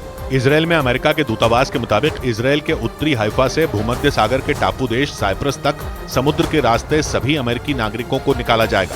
फिर वहां से वो विमान के जरिए अमेरिका पहुंचेंगे। उत्तरी हाइफा से आई तस्वीरों में कई लोग बंदरगाह पर इंतजार करते हुए दिखाई दिए, जहां अमेरिकी दूतावास के अधिकारी उनके दस्तावेज चेक करते नजर आए। इस दौरान वहां मौजूद लोग काफी डरे सहमे दिखे, जो किसी भी हालत में अपने परिवार को जंग के हालात से दूर ले जाना चाहते हैं। अमेरिका के मुताबिक गाजा में करीब 23 लाख की आबादी है, जिनमें 500 से 600 लोग अमेरिका के होंगे, जिन्हें वो जल्द से जल्द सुरक्षित बाहर निकाल लेगा। दूसरी तरफ अमेरिका से मिले F-16 लड़ाकू विमान हमास के ठिकानों पर काल बनकर बरसे, जिसका एक वीडियो भी सामने आया, जिसमें इजराइल की सेना हमास के ठिकानों पर एयर स्ट्राइक की तैयारी करती दिखी, जिसमें F-16 लड़ाकू विमान हमास के ठिकानों को चुन चुन कर मिट्टी में मिलाते नजर आए। इसराइल की तरफ से हमास के ठिकानों पर हमला बोलने से पहले का एक वीडियो सामने आया जिसमें उसकी सेना लड़ाकू विमानों के साथ हवा में तैनात दिखी और एक के बाद एक हमास के ठिकानों पर काल बनकर टूटी, क्योंकि दावा किया जाता है कि अमेरिका में बना F-16 लड़ाकू विमान अगर अपने पर आ जाए तो किसी भी लड़ाई का रुख मोड़ सकता है। और F-16 के इजरायली मॉडल में इसराइल के दुश्मनों को ध्यान में रखकर कुछ खास बदलाव भी किए गए हैं। इसकी रफ्तार 2414 किलोमीटर प्रति घंटा है और रेंज 4220 किलोमीटर यानी 4220 किलोमीटर की रेंज में यह दुश्मन का सफाया कर सकता है। इसके साथ ही F-16 एडवांस हथियारों से लैस लड़ाकू विमान है, यानी ये किसी भी तरह के ऑपरेशन में काम कर सकता है, दिन हो या रात, गर्मी हो या सर्दी हो या फिर बरसात। अमेरिका से इजराइल को मिला ये खास लड़ाकू विमान किसी भी मौसम में बम और मिसाइलों से हमला करने में सक्षम है। और अमेरिका के इसी कदम के बाद ईरान ने अमेरिका पर इजराइल और हमास की जंग में अपनी सेना उतारने का आरोप लगा दिया। हमास के हमले के बाद अमेरिका इजराइल की मदद कर रहा है और भूमध्य सागर में उसने अपना एक एयरक्राफ्ट कैरियर भी तैनात किया हुआ है। और इसी बात से हमास का समर्थक ईरान पहले से ज्यादा भड़क गया। उसने अमेरिका पर इजराइल और हमास की जंग में अपनी सेना उतारने का आरोप लगा दिया। इजराइल के मीडिया के मुताबिक ईरान ने धमकी दी कि अगर हमास पर हमले नहीं रुके तो इस जंग में इजराइल के खिलाफ दूसरे कई संगठन भी शामिल हो जाएंगे। उधर गाजा पर हमले रोकने के लिए लेबनान का चरमपंथी संगठन हिजबुल्लाह भी इजराइल को हमले की धमकी दे चुका है। ऐसी ही धमकियों के बाद अमेरिका ने इजराइल की मदद के लिए भूमध्य सागर में अपना सबसे बड़ा एयरक्राफ्ट कैरियर तैनात कर दिया था। और सिर्फ ईरान ही नहीं बल्कि तुर्की ने भी अमेरिका पर हमास और इजराइल की जंग की आग में घी डालने का आरोप लगा दिया, क्योंकि अमेरिका हमास के खिलाफ जंग में इजराइल का साथ दे रहा है, जिसके लिए अमेरिका ने एक खतरनाक एयरक्राफ्ट कैरियर को गाजा भेजने के अलावा कई ताकतवर हथियार भी इजराइल पहुंचाए हैं। और अमेरिका के उस एयरक्राफ्ट कैरियर को ही देखकर तुर्की के राष्ट्रपति रजिब तैयब एर्दोआन का पारा चढ़ गया। यूरोप की मीडिया के मुताबिक उन्होंने अमेरिका के एयरक्राफ्ट कैरियर के गाजा पहुंचने पर सवाल उठाए और आरोप लगाया कि हमास और इजराइल के बीच जंग में अमेरिका आग में घी डालने का काम कर रहा है। इसके साथ ही एर्दोआन ने गाजा की बिजली और पानी काटे जाने के इजराइल के फैसले पर भी सवाल उठाया। असल में हमले के बाद इजराइल के साथ हमदर्दी जता रहे तुर्की ने पाला बदल लिया और अब वो इजराइल की कार्रवाई के बाद हमास के साथ खड़ा नजर आने लगा। और नेटो देश होने के बावजूद तुर्की ने इजराइल की मदद करने पर अमेरिका पर ही जंग भड़काने का आरोप लगा दिया। और तुर्की के आरोपों का सिलसिला यही नहीं रुका, बल्कि उसने गाजा पर इजराइल की जवाबी कार्रवाई को नरसंहार बताया। लेकिन हमास का हमदर्द होने का दिखावा करने वाला तुर्की साइप्रस में कब्जे पर चुप्पी साधे बैठा है। और तुर्की के राष्ट्रपति रजिब तैयब एर्दोआन ने तो इजराइल के एक्शन को कब्जा करने की साजिश करार दिया। उन्होंने गाजा पट्टी पर इजराइल की नाकेबंदी को गलत बताया, लेकिन वो भूल गए कि 1974 में तुर्की की सेना ने साइप्रस पर हमला कर उसके एक बड़े हिस्से को हथिया लिया था, जिसके बाद तुर्की पर आरोप लगते रहे कि उसने अपने कब्जे वाले इलाकों में लोगों पर जमकर कहर बरपाया। वहां के सैकड़ों लोग लापता हो गए, 1.5 लाख से ज्यादा लोग अपने ही देश में शरणार्थी बन गए।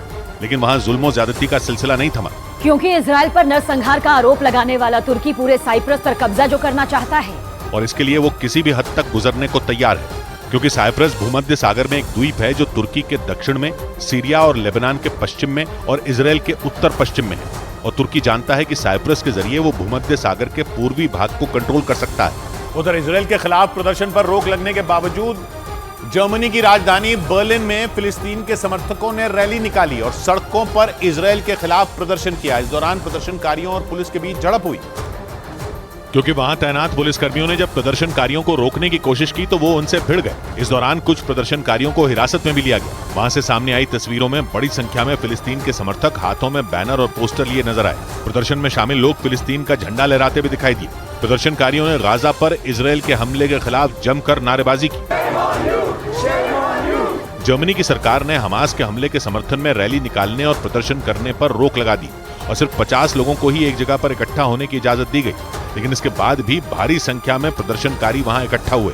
और इस बीच इजरायली सैनिकों को मुफ्त में खाने का ऑफर देने पर अमेरिकी रेस्टोरेंट चेन मैकडॉनल्ड्स के खिलाफ अरब देशों में लोगों का गुस्सा भड़क गया।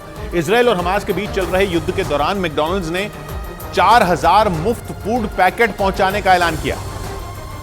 और मैकडॉनल्ड्स के इस ऐलान के बाद से ही अरब के कई देशों ने उसकी आलोचना करनी शुरू कर दी। हालांकि इस विरोध के बाद मैकडॉनल्ड्स कंपनी ने यह सफाई दी कि वो सिर्फ इजराइल में ही नहीं बल्कि गाजा के भी युद्धग्रस्त इलाकों में मदद पहुंचाएगी। उधर इजराइल के समर्थन में ब्राजील के कई शहरों में प्रदर्शन किया गया। वहां के अलग अलग शहरों में हुए इस प्रदर्शन में हजारों की संख्या में लोग सड़कों पर उतरे। जिसकी एक तस्वीर ब्राजील के रियो डी जेनेरो शहर से भी सामने आई, जिसमें इजरायल पर हमास के हमले के खिलाफ सैकड़ों लोग अपना विरोध जताते दिखाई दिए। इस बीच वहां के राष्ट्रपति ने ये जानकारी दी कि गाजा शहर से ब्राजील के करीब 700 नागरिकों को सुरक्षित निकाल लिया गया। और इस बीच लंदन में 2 रोज पहले फिलिस्तीन के समर्थन में आयोजित एक मार्च के दौरान यहूदी समुदाय का विरोध करने की घटना पर ब्रिटेन के प्रधानमंत्री ऋषि सुनक भड़क गए। उन्होंने साफ कह दिया कि ब्रिटेन में इस तरह की हरकतें बर्दाश्त नहीं की जाएंगी और इसे रोकने के लिए ब्रिटेन की सरकार हर जरूरी कदम उठाएगी। और ऐसा इसलिए क्योंकि 2 रोज पहले ब्रिटेन के लंदन समेत कई शहरों में फिलिस्तीन के समर्थन में प्रदर्शन आयोजित किए गए।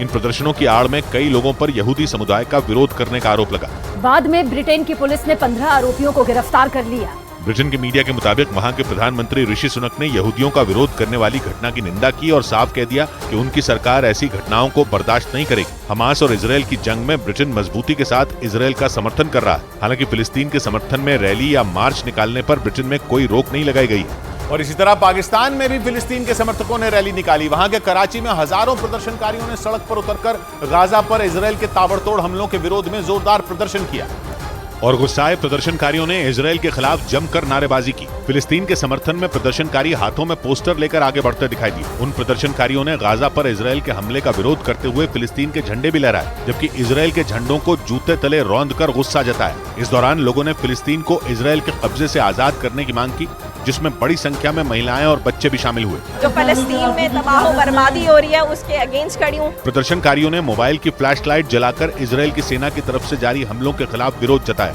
इस दौरान वहां सड़क पर प्रदर्शनकारियों का सैलाब दिखाई दिया। और सिर्फ पाकिस्तान नहीं बल्कि दिल्ली के जंतर मंतर पर भी लेफ्ट से जुड़े संगठन के लोगों ने फिलिस्तीन के समर्थन में विरोध प्रदर्शन किया। इस दौरान प्रदर्शनकारियों ने इजरायल से गाजा में हमले रोकने की अपील भी की। और प्रदर्शन के दौरान भारी संख्या में लोग हाथों में पोस्टर लेकर नारेबाजी करते नजर आए। फिलिस्तीन के समर्थन में प्रदर्शन की तस्वीरें हम आपको दिखा रहे हैं। इस बीच प्रदर्शनकारियों को हटाने पहुंची पुलिस से प्रदर्शनकारियों की झड़प भी हुई, जिसके बाद पुलिस वालों ने वहां मौजूद लोगों को हिरासत में लेकर प्रदर्शन को खत्म करा दिया।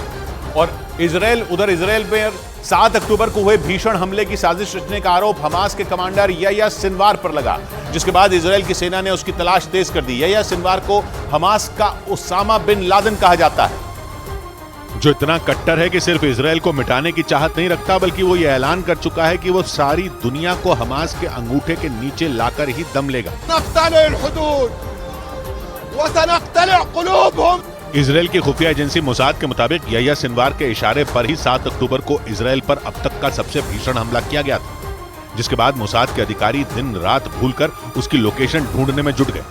इजरायल की सेना के कमांडर ने तो ये तक कह दिया कि उनका ये ऑपरेशन अब याह्या सिनवार की मौत के बाद ही रुकेगा, क्योंकि हमास का top commander Yahya Sinwar Israel की सेना का सबसे बड़ा दुश्मन है। इजरायल की सेना के मुताबिक सिनवार ही वो शख्स है जिसने गाजा में छिपकर इजरायल को चारों तरफ से घेरने की प्लानिंग की और 7 अक्टूबर को इजरायल के सीने पर ऐसा जख्म दिया जो उसे कई साल तक याद रहेगा। और इजरायल की आंखों में याह्या सिनवार कांटे की तरह इसलिए चुभता है क्योंकि वो करीब 28 साल तक इजरायल की जेल में बंद था। लेकिन 2011 में हमास ने इजरायल की सेना के एक सैनिक के बदले याह्या सिनवार को रिहा करा लिया और उस दिन के बाद से ही याह्या सिनवार ने इजरायल को मिटाने की कसम खा ली। इजरायल की सेना का मानना है कि याह्या सिनवार खूंखार आतंकी उसामा बिन लादेन जितना ही खतरनाक है, इसलिए इजरायल किसी भी कीमत पर उसका खात्मा चाहता है। यही वजह रही कि इजरायल की सेना ने उसकी तलाश के लिए गाजा में बड़े पैमाने पर सर्च ऑपरेशन की शुरुआत कर दी। लेकिन इजरायल के इस प्लान की भनक लगते ही इजरायल की खुफिया एजेंसी मोसाद के अधिकारी भी चौकन्ने हो गए। मोसाद से जुड़े सूत्रों के मुताबिक इजरायल के हमलों से बचने के लिए हमास के कमांडरों ने बच्चों को ढाल बनाना शुरू कर दिया, जिसकी एक तस्वीर भी हमास ने जारी की। इसमें उसके कमांडर बच्चों को गोद में लिए दिखाई दिए। मोसाद के सूत्रों के मुताबिक हमास के 2 टॉप कमांडर याह्या सिनवार और मोहम्मद रईफ ने इजरायल से बचने के लिए इस बच्चा ब्रिगेड के इस्तेमाल का प्लान तैयार किया है। और दावा तो ये भी है कि इन्हें बाकायदा हथियार चलाने की ट्रेनिंग दी गई है ताकि दुश्मन को देखते ही ये उस पर हमला कर सके। और सूत्रों के मुताबिक इनमें कई बच्चे तो इजरायल के हैं। आरोप है कि जिन बच्चों के माँ बाप हमास के हमलों में मारे गए उन्हें हमास के लड़ाके अब ट्रेनिंग देकर अपने साथ मिलाना चाहते हैं। इस दौरान इजरायल की सेना को धमकाने के लिए हमास ने एक वीडियो जारी किया। इस वीडियो में हमास के लड़ाके इजरायल के सबसे ताकतवर टैंकों में एक मरकबा टैंक को तबाह करते नजर आए, जिसके लिए हमास के लड़ाके सुरंग से बाहर निकले और उन्होंने इजरायल के मरकबा टैंक पर एंटी टैंक मिसाइलें दाग दी। इसके बाद वो उस टैंक पर चढ़े, उसका दरवाजा खोला और अंदर ग्रेनेड फेंक दिया। इसके बाद जो हुआ, ब्रेक के बाद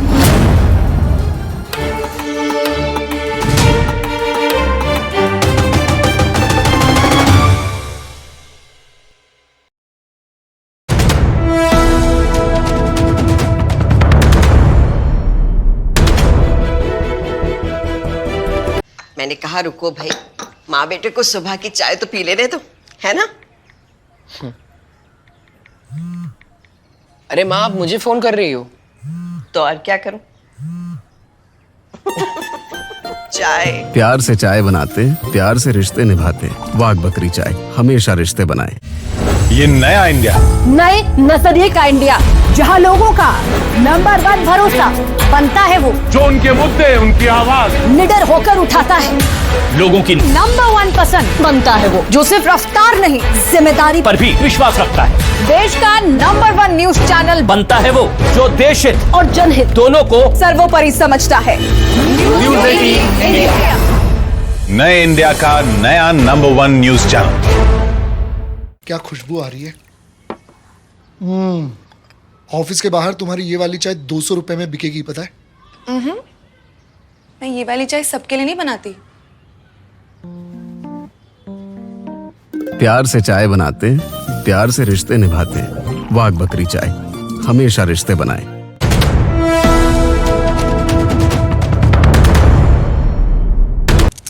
new fan, you know it's very powerful, चारों ओर हवा पहुंचाएगा। अच्छा, नहाने के बाद सब साथ में सूखेंगे ना।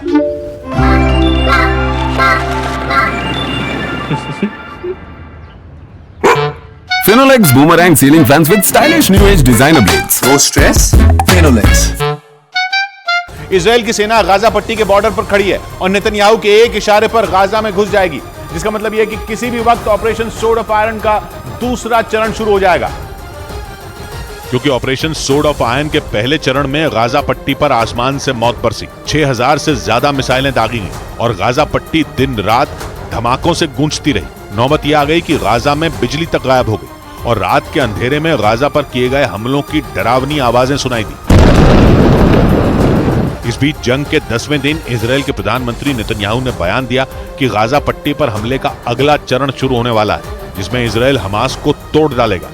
यही नहीं, इजराइल की सेना के प्रमुख ने बयान दिया कि अब उनका पूरा फोकस गाजा में घुसकर हमास के ठिकाने तबाह करने पर है, जिसका मतलब यह हुआ कि ऑपरेशन सोर्ड ऑफ आयरन का दूसरा चरण शुरू होने वाला है, जिसके लिए इजराइल के 3 लाख से ज्यादा सैनिक, टैंक और बुलडोजर गाजा पट्टी की सीमा पर खड़े हैं। इन हथियारों में कई ऐसे हथियार हैं जिनसे हमास थर थर कांपता है, जिनमें इजराइल का ताकतवर D9R बुलडोजर शामिल है, जो जमीन से हमले के दौरान इजराइल के सैनिकों के आगे आगे चलेगा और उनके लिए रास्ता बनाएगा। इजराइल का ताकतवर D9R बुलडोजर 26 फीट लंबा है, जिस पर न तो मिसाइलों का, न बारूदी सुरंगों का, न ही गोलियों का असर होता है, क्योंकि इस बख्तरबंद बुलडोजर पर 15 टन का कवच लगा होता है, जिससे इस बुलडोजर की नहीं बल्कि इजराइल के लाखों सैनिकों की भी रक्षा होगी। यानी जिस बुलडोजर से हमास डरता है, इजराइल उसे गाजा पट्टी में भेजने वाला है और इस बुलडोजर के पीछे इजराइल के ताकतवर मरकबा टैंक भी गाजा में घुसेंगे। मरकबा टैंक इतने ताकतवर होते हैं कि ये चलते चलते दुश्मन को उड़ा सकते हैं, जिसे इजराइल ने गाजा पट्टी पर सुरक्षा के लिहाज से ही बनाया था। इसके अलावा कई बख्तरबंद गाड़ियां भी गाजा में एंट्री करने वाली हैं। इस दौरान आसमान में अमेरिकी लड़ाकू विमान F-35 भी मंडराता रहेगा। और सबसे बड़ी बात यह है कि हमास पर फाइनल अटैक के लिए इजराइल की आयरन बीम भी इस्तेमाल की जा सकती है। इसे इजराइल के हथियारों के जखीरे का सबसे खतरनाक और आधुनिक हथियार माना जा रहा है, आयरन बीम। इसे बनाने में इजराइल ने 1-2 नहीं बल्कि 20 साल लगाए हैं। और हमास के फुल एंड फाइनल अंत के लिए आयरन बीम का इस्तेमाल हो सकता है। वैसे आयरन बीम इजराइल के आयरन डोम डिफेंस सिस्टम का ही अपग्रेडेड वर्जन है, जिसमें आयरन डोम एयर डिफेंस सिस्टम की तकनीक का ही इस्तेमाल किया गया है। आयरन बीम की खासियत यह है कि यह दुश्मन की मिसाइलों को पहचान कर लेजर बीम छोड़ती है और उन्हें मार गिराती है। इस डिफेंस सिस्टम की रेंज 8 से 10 किलोमीटर है। इसके हर शॉट की कीमत केवल $3 यानी भारतीय रुपयों में करीब 250 रुपए है, जिसे बनाने में इजराइल को 20 साल लग गए और इसे 1 से 1.5 साल बाद गाजा पट्टी की सीमा पर तैनात किया जाना था। लेकिन हमास को खत्म करने के लिए इसे गाजा के अंदर भेजने की तैयारी की खबर है, क्योंकि आयरन बीम और आयरन डोम दोनों रॉकेट, गोले, ड्रोन और मिसाइलों को ढेर कर सकते हैं। लेकिन इसी बीच अमेरिका ने इजराइल को गाजा के मुद्दे पर चेतावनी देकर दुनिया को हैरान कर दिया, क्योंकि बाइडेन ने बयान दिया कि अगर इजराइल ने गाजा पर कब्जा किया तो यह उसकी बड़ी गलती होगी, जबकि हमास से जंग के पहले ही दिन से अमेरिका इजराइल के साथ खड़ा है और भूमध्य सागर में इजराइल के नजदीक अपने जंगी जहाज भेज दिए थे। लेकिन कुछ ही दिन बाद अमेरिका गाजा के मुद्दे पर नर्म पड़ता दिखा, क्योंकि अमेरिकी न्यूज चैनल CBS न्यूज को दिए एक इंटरव्यू में बाइडेन ने बयान दिया कि अगर इजराइल ने गाजा पर कब्जा किया तो ये उसकी बड़ी गलती होगी। करीब 60 मिनट के इस इंटरव्यू में बाइडेन ने उम्मीद जताई कि इस जंग में इजराइल नियमों के हिसाब से लड़ेगा, जिसके बाद संयुक्त राष्ट्र में इजराइल के राजदूत का बयान आ गया और उन्होंने दो टूक बोल दिया कि इजराइल का गाजा पर दोबारा कब्जा करने का कोई इरादा नहीं है, लेकिन उन्होंने ये भी बोल दिया कि वो हमास को गाजा पट्टी में घुसकर मारेंगे। मतलब इजराइल का पूरा फोकस हमास का अंत करने पर है, जबकि 7 अक्टूबर के हमले के बाद नेतन्याहू ने बयान दिया था कि वो पश्चिम एशिया का नक्शा बदल देंगे, जिसके बाद अटकलें लगी कि इजराइल एक बार फिर गाजा पट्टी पर कब्जा करने वाला है, क्योंकि हमास ने इस बार उसकी दुखती रग पर हाथ रख दिया। नतीजा ये हुआ कि हमास के खात्मे के चक्कर में गाजा बर्बाद हो गया। यही नहीं, नेतन्याहू ने बयान दिया था कि वो पश्चिम एशिया का भूगोल बदल देंगे, जिसके बाद कहा गया कि इजराइल 1967 वाली स्थिति लाने के चक्कर में है, क्योंकि तब गाजा पट्टी पर इजराइल ने कब्जा कर लिया था, जिसके लिए उसने मिस्र से जंग लड़ी थी और करीब 25 साल तक गाजा पट्टी पर इजराइल का कब्जा था। लेकिन विद्रोह के बाद 1994 में तय किया गया कि गाजा पट्टी फिलिस्तीन को सौंप दी जाए और 2005 तक पूरी गाजा पट्टी से इजराइल की सेना हट गई, जिसके बाद इसे फिलिस्तीनी अथॉरिटी को दे दिया गया था। लेकिन 2007 में गाजा पट्टी पर हमास की अगुवाई वाली पार्टी ने कब्जा कर लिया, जिसके बाद इजराइल की सेना और हमास के लड़ाकों के बीच एक बार नहीं बल्कि 4 बार संघर्ष हुआ था। लेकिन इस बार हमास ने ऐसा हमला किया कि इजराइल उसे खत्म करने पर उतारू हो गया। वैसे इजराइल की सेना के पूर्व अधिकारी और 1980 में गाजा के गवर्नर रहे यित्ज़हाक सिगिव ने दावा किया था कि हमास की नींव इजराइल ने ही रखी थी, क्योंकि इजराइल चाहता था कि फिलिस्तीन में राजनीतिक अस्थिरता हो। इजराइल की सेना के पूर्व अधिकारी और 1980 में गाजा के गवर्नर रहे यित्ज़हाक सिगिव ने इसे इजराइल की जहर से जहर को काटने वाली नीति कहा था और दावा किया था कि इजराइल ने 1970 में ही हमास की नींव रख दी थी और इस संगठन में फिलिस्तीन के कट्टरपंथी युवाओं को शामिल किया गया था, जो फिलिस्तीन की सरकार के खिलाफ आग उगलते थे। यही नहीं, सिगेव ने दावा किया था कि इजराइल की सरकार से उन्हें हमास के लिए बजट भी मिलता था, लेकिन समय के साथ हमास ताकतवर होता गया और 1987 में हमास की औपचारिक स्थापना हो गई और ये संगठन फिलिस्तीन में ताकतवर हो गया, जिसके बाद हमास ने उस इजराइल में आतंक मचाना शुरू कर दिया जिसने उसकी जड़ों में खाद पानी डाला था।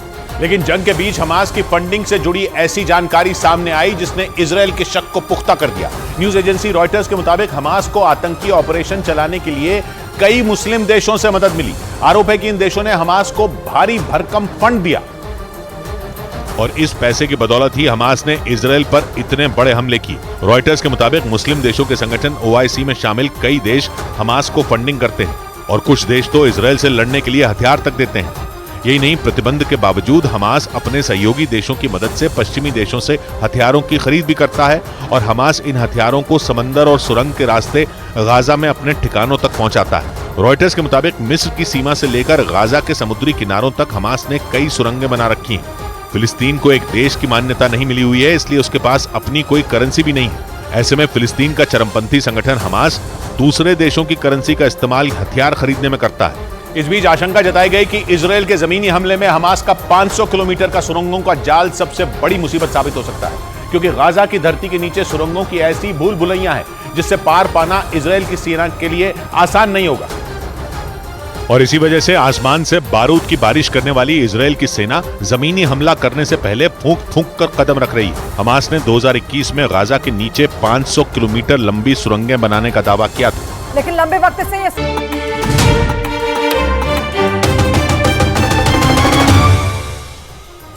गाजा में ऑपरेशन सोर्ड ऑफ आयरन का दूसरा चरण शुरू होने की आशंका के बीच इजराइल की सेना को धमकाने के लिए हमास ने एक वीडियो जारी किया।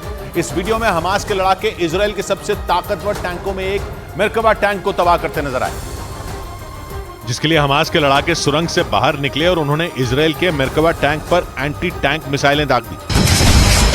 इसके बाद वो उस टैंक पर चढ़े, उसका दरवाजा खोला और अंदर ग्रेनेड फेंक दिए। इस वीडियो में वो इजराइल के सैनिकों को घसीटकर बाहर निकालते भी दिखे। हालांकि हमास ने बताया कि ये कोई असली हमला नहीं था, बल्कि इजराइल को चेतावनी देने के इरादे से उसने ये नकली हमला किया और वीडियो भी बनाया। इस वीडियो के साथ हमास ने इजराइल को ये धमकी भी दी कि अगर इजराइल की फौज ने गाजा में घुसने की गलती की तो उसके सैनिकों का इससे भी बुरा हश्र होगा। और बीच इजराइल के मीडिया के मुताबिक वहां की नौसेना ने समंदर के रास्ते घुसपैठ की एक बड़ी साजिश नाकाम कर दी। इजराइल ने अश्केलोन शहर में घुसने की कोशिश कर रहे हमास के कई लड़ाकों को ढेर करने का दावा किया, जिसका वीडियो भी सामने आया, जिसमें एक नाव पर सवार इजराइल की नौसेना के जवान ताबड़तोड़ फायरिंग करते नजर आए। दावा किया गया कि हमास के उन लड़ाकों ने एक नाव के जरिए गाजा से करीब 20 किलोमीटर दूर भूमध्य सागर के किनारे मौजूद इजराइल के एश्केलोन शहर में घुसपैठ की कोशिश की, लेकिन समंदर में इजराइल की नौसेना के सख्त पहरे को वो मात नहीं दे पाए। इजराइल की नौसेना ने हमास के लड़ाकों की उस नाव को ग्रेनेड हमले में बर्बाद कर दिया। इस दौरान हमास के कई लड़ाके जान बचाने के लिए पानी में कूद गए, लेकिन इजराइल के सैनिकों ने उन्हें भी नहीं बख्शा और पानी के अंदर फायरिंग करके उन्हें मार गिराया। इसके अलावा इजराइल की सेना ने दावा किया कि उसकी सीमा में घुसपैठ की कोशिश में जुटे हमास के आतंकियों की बड़ी खेप उसके हाथ लग गई, जिसमें मौजूद कई खतरनाक हथियारों को इजराइल की सेना ने जब्त कर लिया और हमास के उन खतरनाक हथियारों का एक वीडियो भी जारी किया, जिसमें रॉकेट, ग्रेनेड, बंदूकें और कई तरह के खतरनाक हथियार एक कमरे में रखे नजर आए। वीडियो में इजराइल की सेना का एक जवान भी दिखा। इजराइल की सेना ने दावा किया कि ये वही हथियार हैं जिनका इस्तेमाल हमास के लड़ाकों ने इजरायलियों को मारने के लिए किया, लेकिन ये उन हथियारों का सिर्फ 20% बताया गया। इजराइल की सेना के मुताबिक हथियारों के साथ उन्हें खाना, दवाइयां और बड़ी तादाद में जरूरी सामान भी मिला, जिन्हें देखकर इजराइल की सेना ने आशंका जताई कि हमास के लड़ाके लंबे वक्त तक इजराइल में रुकने की प्लानिंग करके आए थे, जिसके लिए उन्होंने 7 अक्टूबर को इजराइल पर जमीन, आसमान और समुद्र से ताबड़तोड़ हमले किए थे। इस बीच आरोप लगा कि हमास के हमले के बाद दर्जनों फिलिस्तीनियों ने इजरायलियों के घरों को लूट लिया। 7 अक्टूबर को हमास ने इजराइल पर रॉकेट दागे थे। उसके लड़ाके इजराइल के कई शहरों में दाखिल हो गए थे। उनके कई वीडियो सामने आए, जिसमें वो लोग हमास के हमले के बाद इजरायलियों के घरों और दुकानों में लूटपाट करते दिखाई दिए। उनमें एक वीडियो में कई गाड़ियों से आए फिलिस्तीनी एक बड़े लोहे के गेट के अंदर दाखिल होते दिखे और पीछे से उनके कई साथी भी वहां पहुंचते हुए दिखाई दिए। इस दौरान उन लोगों के हाथों में हथियार भी दिखाई दिए। बताया गया कि उन लोगों ने वहां पर एक बड़े शॉपिंग कॉम्प्लेक्स को लूटा। वहीं एक और वीडियो में कुछ फिलिस्तीनी एक घर के बाहर खड़ी मोटरसाइकिल को लूटते दिखे। उन्होंने उससे पहले उस घर को भी लूटा और उसी मोटरसाइकिल पर लूट का सामान लेकर फरार हो गए। लूट के एक और वीडियो में फिलिस्तीनी एक दुकान को निशाना बनाते दिखे और उन्होंने उस दुकान से एक ट्रैक्टर को लूट लिया।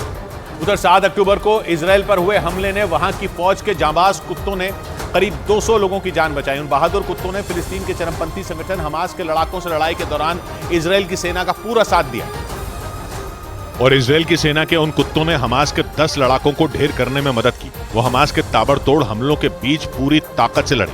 इस दौरान उन्होंने लोगों की जान बचाई और उन्हें हमास के लड़ाकों का बंधक बनने से बचाया। इतना ही नहीं, उन्होंने छिपे हुए हमास के लड़ाकों को ढूंढने में इजराइल की सेना की मदद भी की, लेकिन लड़ाई के दौरान उनमें एक कुत्ते की मौत हो गई। इजराइल की सेना के मुताबिक ये सभी कुत्ते इजराइल की सेना की K9 यूनिट में शामिल थे, जिन्होंने अंधाधुंध फायरिंग के बीच लोगों को बाहर निकालने में मदद की, जिससे करीब 200 इजरायलियों की जान बचाई जा सकी। इस बीच इजराइल की सेना ने दावा किया कि उसने गाजा पर ताबड़तोड़ हमलों के दौरान हमास के दक्षिणी इलाके के कमांडर को मार गिराया और गाजा पर एयर स्ट्राइक कर वहां मौजूद हमास के ठिकानों को तबाह कर दिया, जिसका एक वीडियो भी सामने आया जिसमें एक के बाद एक कई हमले देखे गए। इन हमलों में ऊंची ऊंची इमारतें ताश के पत्तों की तरह बिखरती नजर आईं, जिसके बाद चलता फिरता शहर वीरान हो गया और वहां बनी गगनचुंबी इमारतें मलबे में तब्दील हो गई। इजराइल की सेना ने दावा किया कि इन हमलों के दौरान उसने हमास के दक्षिणी इलाके के कमांडर मतीस ईद को भी मार गिराया, क्योंकि 7 अक्टूबर को हमास के आतंकियों ने इजराइल में जो नरसंहार किया उसकी कीमत पूरा गाजा भुगत रहा है। इजराइल की सेना ने गाजा के खिलाफ अपनी पूरी ताकत झोंक दी, जिसका साइड इफेक्ट वहां पर साफ साफ देखने को मिला, क्योंकि हमास से इंतकाम लेने के लिए इजराइल ने अपने ताकतवर लड़ाकू विमानों को जंग में उतार दिया और यही वजह रही कि हमास के लड़ाकों को ढेर करने के लिए इजराइल के फाइटर जेट पूरी तरह एक्शन मोड में नजर आए। उधर हमास के हमले में इजराइल और अमेरिका की चूक पर अमेरिकी सेना के एक पूर्व जनरल भड़क गए। उन्होंने इजराइल पर हमास के हमले की निंदा करते हुए इसे अमेरिका में हुए 9/11 हमले से भी बर्बर और खतरनाक बता दिया और इसके साथ ही उन्होंने इजराइल में जंग की वजह से होने वाले भारी नुकसान की भी चेतावनी दे दी। अमेरिका के मीडिया के मुताबिक वहां के पूर्व जनरल डेविड पेट्रियस ने एक बयान जारी किया और इजराइल पर हमास के हमलों की तुलना अमेरिका में हुए 9/11 हमले से कर दी। उन्होंने इजराइल पर हुए इन हमलों को अमेरिका में 9/11 हमले में हुए नुकसान के बराबर बता दिया। पूर्व जनरल डेविड पेट्रियस अमेरिका की खुफिया एजेंसी CIA के निदेशक रह चुके हैं। इस बीच भीषण जंग में हमास के खिलाफ इजराइल के लिए लड़ रही भारतीय मूल की एक सैनिक भी शहीद हो गई। 22 साल की वो सैनिक इजराइल की सेना में कैप्टन के पद पर थी, जिनकी 7 अक्टूबर को जंग में हमास के लड़ाकों का सामना करते हुए जान चली गई और कैप्टन और मोजेस के शहीद होने पर उनके परिवार में मातम पसर गया। उनके परिवार ने बताया कि उनकी बेटी फाइटर थी, जिसने युद्ध के दौरान दुश्मनों को जवाब देते हुए अपने साथियों और इजराइल के लोगों की सुरक्षा की और ये भी बताया कि उसे इजराइल की नागरिक और यहूदी होने पर गर्व था, जो भारत की संस्कृति से बेहद प्यार करती थी। She saved a lot of lives, and I'm proud to be her mother. शहीद कैप्टन के परिवार के मुताबिक उनकी दूसरी बेटी भी सैनिक है और जंग में इजराइल के लिए लड़ना चाहती। उधर इजरायल और हमास में हो रही जंग के बीच इजरायल को बड़ा झटका लगा। सऊदी अरब के न्यूज चैनल अल अरबिया के मुताबिक सऊदी अरब ने इजरायल के साथ रिश्ते सुधारने से जुड़े समझौतों को टाल दिया। इजरायल लंबे समय से सऊदी अरब के साथ अपने रिश्तों को सामान्य करने में जुटा है, लेकिन जंग के बीच सऊदी अरब ने इजरायल के अरमानों पर पानी फेरते हुए इजरायल के साथ रिश्ते सुधारने से जुड़े समझौतों को टाल दिया। अल अरबिया के मुताबिक ऐसा इसलिए क्योंकि सऊदी अरब को डर है कि अगर वो इस समय इजरायल के साथ समझौतों पर हस्ताक्षर करेगा तो पश्चिम एशिया के कई देश उसके खिलाफ हो सकते हैं। यही नहीं, सऊदी अरब ये भी नहीं चाहता कि पश्चिम एशिया के देश उसे मुस्लिमों का विरोधी समझें, इसलिए उसने इजरायल के साथ होने वाले समझौतों को टाल दिया, जिससे इजरायल को बड़ा झटका लगा। क्योंकि अगर सऊदी अरब के साथ उसके रिश्ते सामान्य हो जाते तो उसे एक बड़े मुस्लिम देश का समर्थन मिल जाता, जिससे जंग में उसे हमास को अलग थलग करने में मदद मिलती, क्योंकि पश्चिम एशिया के देशों में सऊदी अरब की पकड़ काफी मजबूत मानी जाती है। इस बीच न्यूज एजेंसी रॉयटर्स के मुताबिक इजरायल के गाजा पर भीषण हमलों को लेकर चीन बुरी तरह भड़क गया और उसने इजरायल पर युद्ध अपराध का आरोप लगा दिया। ऐसा इसलिए क्योंकि हमास पर नकेल कसने के लिए इजरायल ने गाजा पर भीषण बमबारी की। यही नहीं, गाजा तक मदद पहुंचाने के सभी रास्ते भी बंद कर दिए ताकि हमास को किसी भी कीमत पर घुटनों पर लाया जा सके। न्यूज एजेंसी रॉयटर्स के मुताबिक इजरायल के इस एक्शन पर चीन बुरी तरह भड़क गया और उसने इजरायल से जल्द युद्ध विराम करने की अपील कर दी। यही नहीं, चीन ने इजरायल पर आरोप लगाया कि वो जानबूझकर गाजा में बेकसूर लोगों को मार रहा है। यही नहीं, चीन ने इजरायल और हमास से शांति समझौता करने की सलाह दी। न्यूज एजेंसी रॉयटर्स के मुताबिक इजरायल की घेरेबंदी की वजह से गाजा में खाने पीने की चीजों की भी किल्लत हो गई। इतना ही नहीं, ऐसी खबरें भी आईं कि गाजा के कई इलाकों में बिजली काट दी गई और पानी की सप्लाई भी रोक दी गई, जिसकी वजह से वहां रहने वाले लोगों की मुश्किलें बढ़ गई, जिसके बाद चीन ने इसे युद्ध अपराध करार दिया। क्योंकि इससे इजरायल और हमास की जंग ने चीन के पश्चिम एशिया में ताकत बनकर उभरने के सपने को झटका दे दिया। चीन के राष्ट्रपति शी जिनपिंग ईरान और सऊदी अरब की तरह फिलिस्तीन और इजरायल की दोस्ती कराकर पश्चिम एशिया में सर्वेसर्वा बनना चाहते थे, लेकिन 7 अक्टूबर को हमास ने इजरायल पर हमला कर दिया और इसके बाद इजरायल ने भी हमास के खिलाफ जंग शुरू कर दी, जिसकी वजह से चीन का पश्चिम एशिया की सबसे बड़ी ताकत बनने का सपना फिलहाल टूट गया, जिसके लिए चीन के राष्ट्रपति शी जिनपिंग ने जून में बीजिंग में फिलिस्तीन के राष्ट्रपति से मुलाकात की थी। इसके बाद शी ने इजरायल के प्रधानमंत्री बेंजामिन नेतन्याहू को भी चीन की आधिकारिक यात्रा के लिए आमंत्रित किया था। बड़ी बात ये रही कि नेतन्याहू ने चीन का निमंत्रण भी स्वीकार कर लिया था और इसी महीने के आखिर में नेतन्याहू को चीन की यात्रा करनी थी, लेकिन इससे पहले ही हमास और इजरायल के बीच जंग छिड़ गई। ब्रेकिंग न्यूज आ रही है, ईरान ने पहली बार इशारों में कहा है कि वो इजरायल की जंग में कूद सकता है। ईरान के विदेश मंत्री ने दो टूक कहा है कि उनका देश मौजूदा हालात पर हाथ धरकर नहीं बैठा रहेगा। इससे पहले ईरान के यही विदेश मंत्री इजरायल को यह धमकी भी दे चुके हैं कि अगर उसने अपने कदम पीछे नहीं खींचे तो लेबनान से चरमपंथी संगठन हिजबुल्लाह उस पर ऐसा वार करेगा कि इजरायल में भूकंप आ जाएगा। इसके अलावा भी ईरान लगातार हमास के हमलों का समर्थन करने में जुटा है, लेकिन ये पहली बार है जब ईरान ने इशारों में ही सही इजरायल की जंग में एंट्री करने का बयान दिया। नीरज हमारे साथ जुड़ रहे हैं। नीरज, ये बड़ी खबर आ रही है।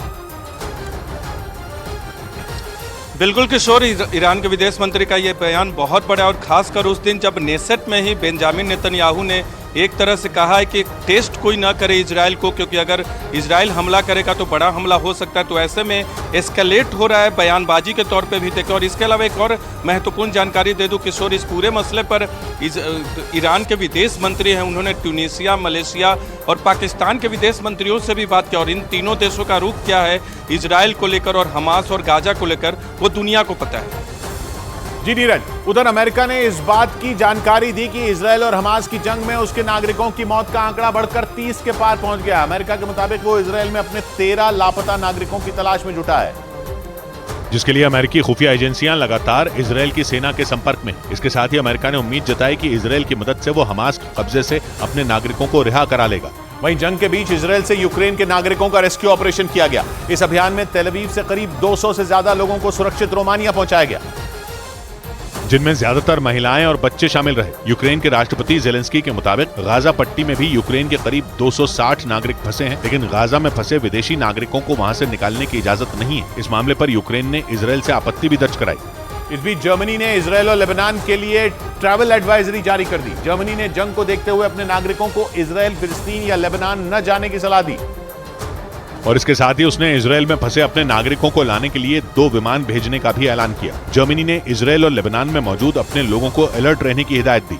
उधर इजरायल और हमास जंग के बीच अमेरिका के पूर्व राष्ट्रपति डोनाल्ड ट्रंप ने इजरायल के प्रधानमंत्री बेंजामिन नेतन्याहू को धोखेबाज बता दिया। अमेरिका के मीडिया के मुताबिक ट्रंप ने दावा किया कि उनके कार्यकाल के दौरान नेतन्याहू ने साल 2020 में अमेरिका को धोखा दिया था, जिसकी वजह से ईरान के पूर्व सैन्य कमांडर जनरल कासिम सुलेमानी को मारने का ऑपरेशन फेल हो सकता था। कासिम सुलेमानी को अमेरिका का बड़ा दुश्मन माना जाता था और साल 2020 में वो अमेरिका के हवाई हमले में इराक की राजधानी बगदाद में मारे गए थे। लेकिन उस घटना के 3 साल बाद डोनाल्ड ट्रंप ने चौंकाने वाला दावा कर दिया। ट्रंप के मुताबिक कासिम सुलेमानी को ठिकाने लगाने में इजराइल अमेरिका की मदद कर रहा था और दोनों देशों की खुफिया एजेंसियां कई महीनों से साथ काम कर रही थी। लेकिन ट्रंप का दावा है कि कासिम सुलेमानी पर हमले से एक दिन पहले ही इजराइल के प्रधानमंत्री बेंजामिन नेतन्याहू ने उनसे फोन पर बात की थी, जिसके बाद बिना कोई वजह बताए इजराइल उस ऑपरेशन से हट गया था। 3 साल पहले की उस घटना का जिक्र करते हुए ट्रंप ने बेंजामिन नेतन्याहू को धोखेबाज बता दिया। और अमेरिका में विपक्षी रिपब्लिकन पार्टी में राष्ट्रपति पद के उम्मीदवार की रेस में शामिल भारतीय मूल की निकी हेली ने गाजा से भाग रहे लोगों के मुद्दे पर मुस्लिम देशों को आड़े हाथ लिया। उन्होंने आरोप लगाया कि मुस्लिम देश अपने यहां फिलिस्तीनियों को बसाना नहीं चाहते और इसीलिए उन्होंने गाजा से भाग रहे लोगों के लिए अपने दरवाजे बंद कर दिए। निकी हेली ने अपील की कि अगर गाजा से फिलिस्तीनी बाहर निकलना चाहते हैं तो कतर, लेबनान, मिस्र और जॉर्डन जैसे देशों को उन्हें शरण देनी चाहिए। इधर कांग्रेस नेता मणिशंकर अय्यर और आरजेडी के मनोज झा समेत कई विपक्षी दलों के नेता फिलिस्तीन के प्रति अपनी एकजुटता दिखाने के लिए उसके दूतावास पहुंचे। इससे पहले विपक्षी गठबंधन ने इजरायल की कार्रवाई का विरोध किया था और फिलिस्तीन के प्रति अपना समर्थन जताने के लिए विपक्ष के कई नेता उसके दूतावास पहुंचे, जहां उन्होंने वहां के अधिकारियों से मुलाकात की। पर जो आज गाजा में हमला हो रहा है, यूनाइटेड नेशंस की जो रूल्स हैं उसके खिलाफ हो रहा है। इसके साथ ही विपक्षी दलों के नेताओं ने अंतर्राष्ट्रीय समुदाय से इजरायल पर जंग रोकने के लिए दबाव बनाने की भी अपील की। और वहीं इजरायल के भीषण हमलों के बीच संयुक्त राष्ट्र की एक कर्मचारी ने भी मैसेज भेजकर गाजा को बचाने की गुहार लगा दी। फिलिस्तीन के शरणार्थियों के लिए राहत का काम करने वाली संयुक्त राष्ट्र की एजेंसी ने सोशल मीडिया के जरिए एक वीडियो शेयर किया, जिसमें उनके लिए गाजा में काम करने वाली उस कर्मचारी ने वहां लोगों की जान बचाने की अपील की और हमलों के बाद खराब हुए मौजूदा हालात की जानकारी दी। इसके साथ ही वो कर्मचारी वहां फिलिस्तीन के शरणार्थियों के लिए खाने पीने का सामान और दवाइयों समेत दूसरी जरूरी चीजों की कमी होने का जिक्र करती नजर आई। बताया गया कि हमले के बाद गाजा में संयुक्त राष्ट्र के 12 कर्मचारियों की जान चली गई, जिससे वहां मौजूद संयुक्त राष्ट्र के कर्मचारियों को भी मौत का डर सताने लगा। गाजा में फिलिस्तीन के शरणार्थियों की मदद के लिए बड़े पैमाने पर उसके कर्मचारी लंबे वक्त से वहां काम कर रहे हैं, लेकिन जंग की वजह से वो कर्मचारी खतरे का सामना करने को मजबूर हो गए। इस बीच इजरायल के प्रधानमंत्री नेतन्याहू ने वॉर कैबिनेट की पहली बैठक में अध्यक्षता की। हमास के वजूद को मिटाने के लिए पिछले हफ्ते ही इजरायल में आपातकालीन सरकार और वॉर कैबिनेट बनाया गया था, जिसकी पहली बैठक में इजरायल में हुए आतंकी हमलों में मारे गए लोगों के लिए 1 मिनट का मौन रखा गया। החמאס חשב שאנחנו נתפרק, אנחנו נפרק את החמאस। इजरायल के इस वॉर कैबिनेट में वहां की सरकार और विपक्ष दोनों के नेता शामिल हैं। इसका गठन युद्ध से जुड़े फैसलों को तुरंत लेने के लिए किया गया है। उधर सऊदी अरब के न्यूज चैनल अल अरबिया के मुताबिक गाजा में इजरायल के हमलों में मरने वाले पत्रकारों की संख्या बढ़कर 11 हो गई। लगातार बमबारी की वजह से गाजा में आम लोगों के अलावा पत्रकारों की जान भी खतरे में है। और सऊदी अरब के न्यूज चैनल ने दावा किया कि इसी दौरान हमास के हमलों में वहां मौजूद कुछ पत्रकारों की मौत हो गई। उधर अमेरिका के न्यूज चैनल CNN के मुताबिक गाजा में कई पत्रकार दोनों तरफ से हो रही बमबारी की चपेट में आ रहे हैं। इधर उत्तर प्रदेश के लखीमपुर में फिलिस्तीन का समर्थन करने के आरोप में सिपाही सोहेल अंसारी को सस्पेंड कर दिया गया। उन पर फिलिस्तीन की मदद के लिए सोशल मीडिया पर चंदा मांगने का आरोप लगा था और सोशल मीडिया पर फिलिस्तीन के समर्थन में चंदा मांगने को लेकर की गई पोस्ट बाद में वायरल हो गई। इस मामले की जांच रिपोर्ट में आरोपी सिपाही सोहेल अंसारी के दोषी पाए जाने के बाद लखीमपुर के एसपी ने उन्हें सस्पेंड कर दिया। उधर पश्चिम एशिया में तनाव के बीच भारतीय शेयर बाजार लगातार तीसरे दिन गिरावट के साथ बंद हुआ। हालांकि इस दौरान मिड कैप और स्मॉल कैप शेयरों में अच्छी खरीदारी दिखी, लेकिन जानकारी के मुताबिक जंग शुरू होने के बाद कच्चे तेल की कीमतों को लेकर स्थिति साफ न होने से बाजार की तेजी पर असर पड़ रहा है, जिससे बॉम्बे स्टॉक एक्सचेंज का सेंसेक्स 115 अंक फिसलकर 66,166 पर बंद हुआ, जबकि निफ्टी 19 अंक की गिरावट के साथ 19,731 के स्तर पर पहुंच गया। और शेयर बाजार की खबर तो आपको कई जगह मिल जाएंगी, लेकिन शेयर बाजार का एक्सपर्ट आपको बनाएगा सिर्फ मनी कंट्रोल प्रो। इधर मुंबई में चल रही IOC यानी इंटरनेशनल ओलंपिक कमेटी की बैठक में फैसला लिया गया कि 2028 में अमेरिका में होने वाले ओलंपिक्स में क्रिकेट को शामिल किया जाएगा। इस फैसले का IOC की सदस्य और रिलायंस फाउंडेशन की चेयरपर्सन नीता अंबानी ने स्वागत किया और ओलंपिक्स में T20 फॉर्मेट में क्रिकेट को शामिल किए जाने को ऐतिहासिक फैसला बताया। As an IOC member, a proud Indian and an ardent cricket fan, I am delighted that IOC members have voted to include cricket as an Olympic sport in the LA Summer Olympics 2028. IOC का 141वां session Mumbai में आयोजित किया गया। IOC की सदस्य बनी पहली भारतीय महिला नीता अंबानी के मुताबिक इस कदम से दुनिया भर में क्रिकेट को पहचान मिलेगी। वहीं इंटरनेशनल ओलंपिक कमेटी के अध्यक्ष थॉमस बाक के मुताबिक 50 साल में क्रिकेट बहुत बदल गया। What we all can see is this great development of cricket. Cricket सन 1900 में ओलंपिक खेलों में शामिल किया गया था, तब सिर्फ 2 टीमों ने हिस्सा लिया था, लेकिन आईओसी के फैसले के बाद क्रिकेट की ओलंपिक्स में 128 साल बाद वापसी होगी। उधर चरमपंथी संगठन हमास पर फिलिस्तीन के राष्ट्रपति महमूद अब्बास का बड़ा बयान सामने आया। पश्चिमी मीडिया के मुताबिक वेनेजुएला के राष्ट्रपति से बातचीत के दौरान महमूद अब्बास ने साफ किया कि हमास फिलिस्तीन का नेतृत्व नहीं करता। और इसके साथ ही फिलिस्तीन के राष्ट्रपति महमूद अब्बास ने यह भी दावा किया कि फिलिस्तीन मुक्ति संगठन ही फिलिस्तीनियों का एकमात्र संगठन है। यही नहीं, वेनेजुएला के राष्ट्रपति से बातचीत के दौरान महमूद अब्बास ने हमास से बंधकों की रिहाई की अपील भी की।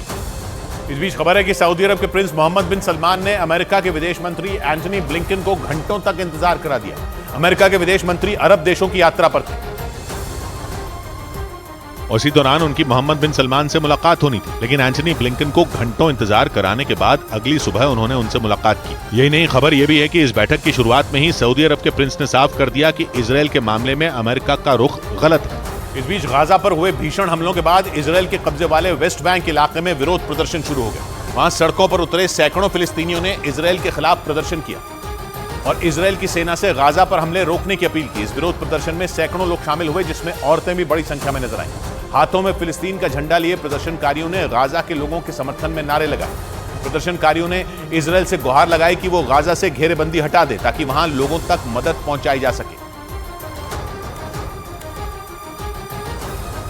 वहां की रोशनियों ने भी जुल्म ढाए बहुत, मैं उस गली में अकेला था और साए बहुत।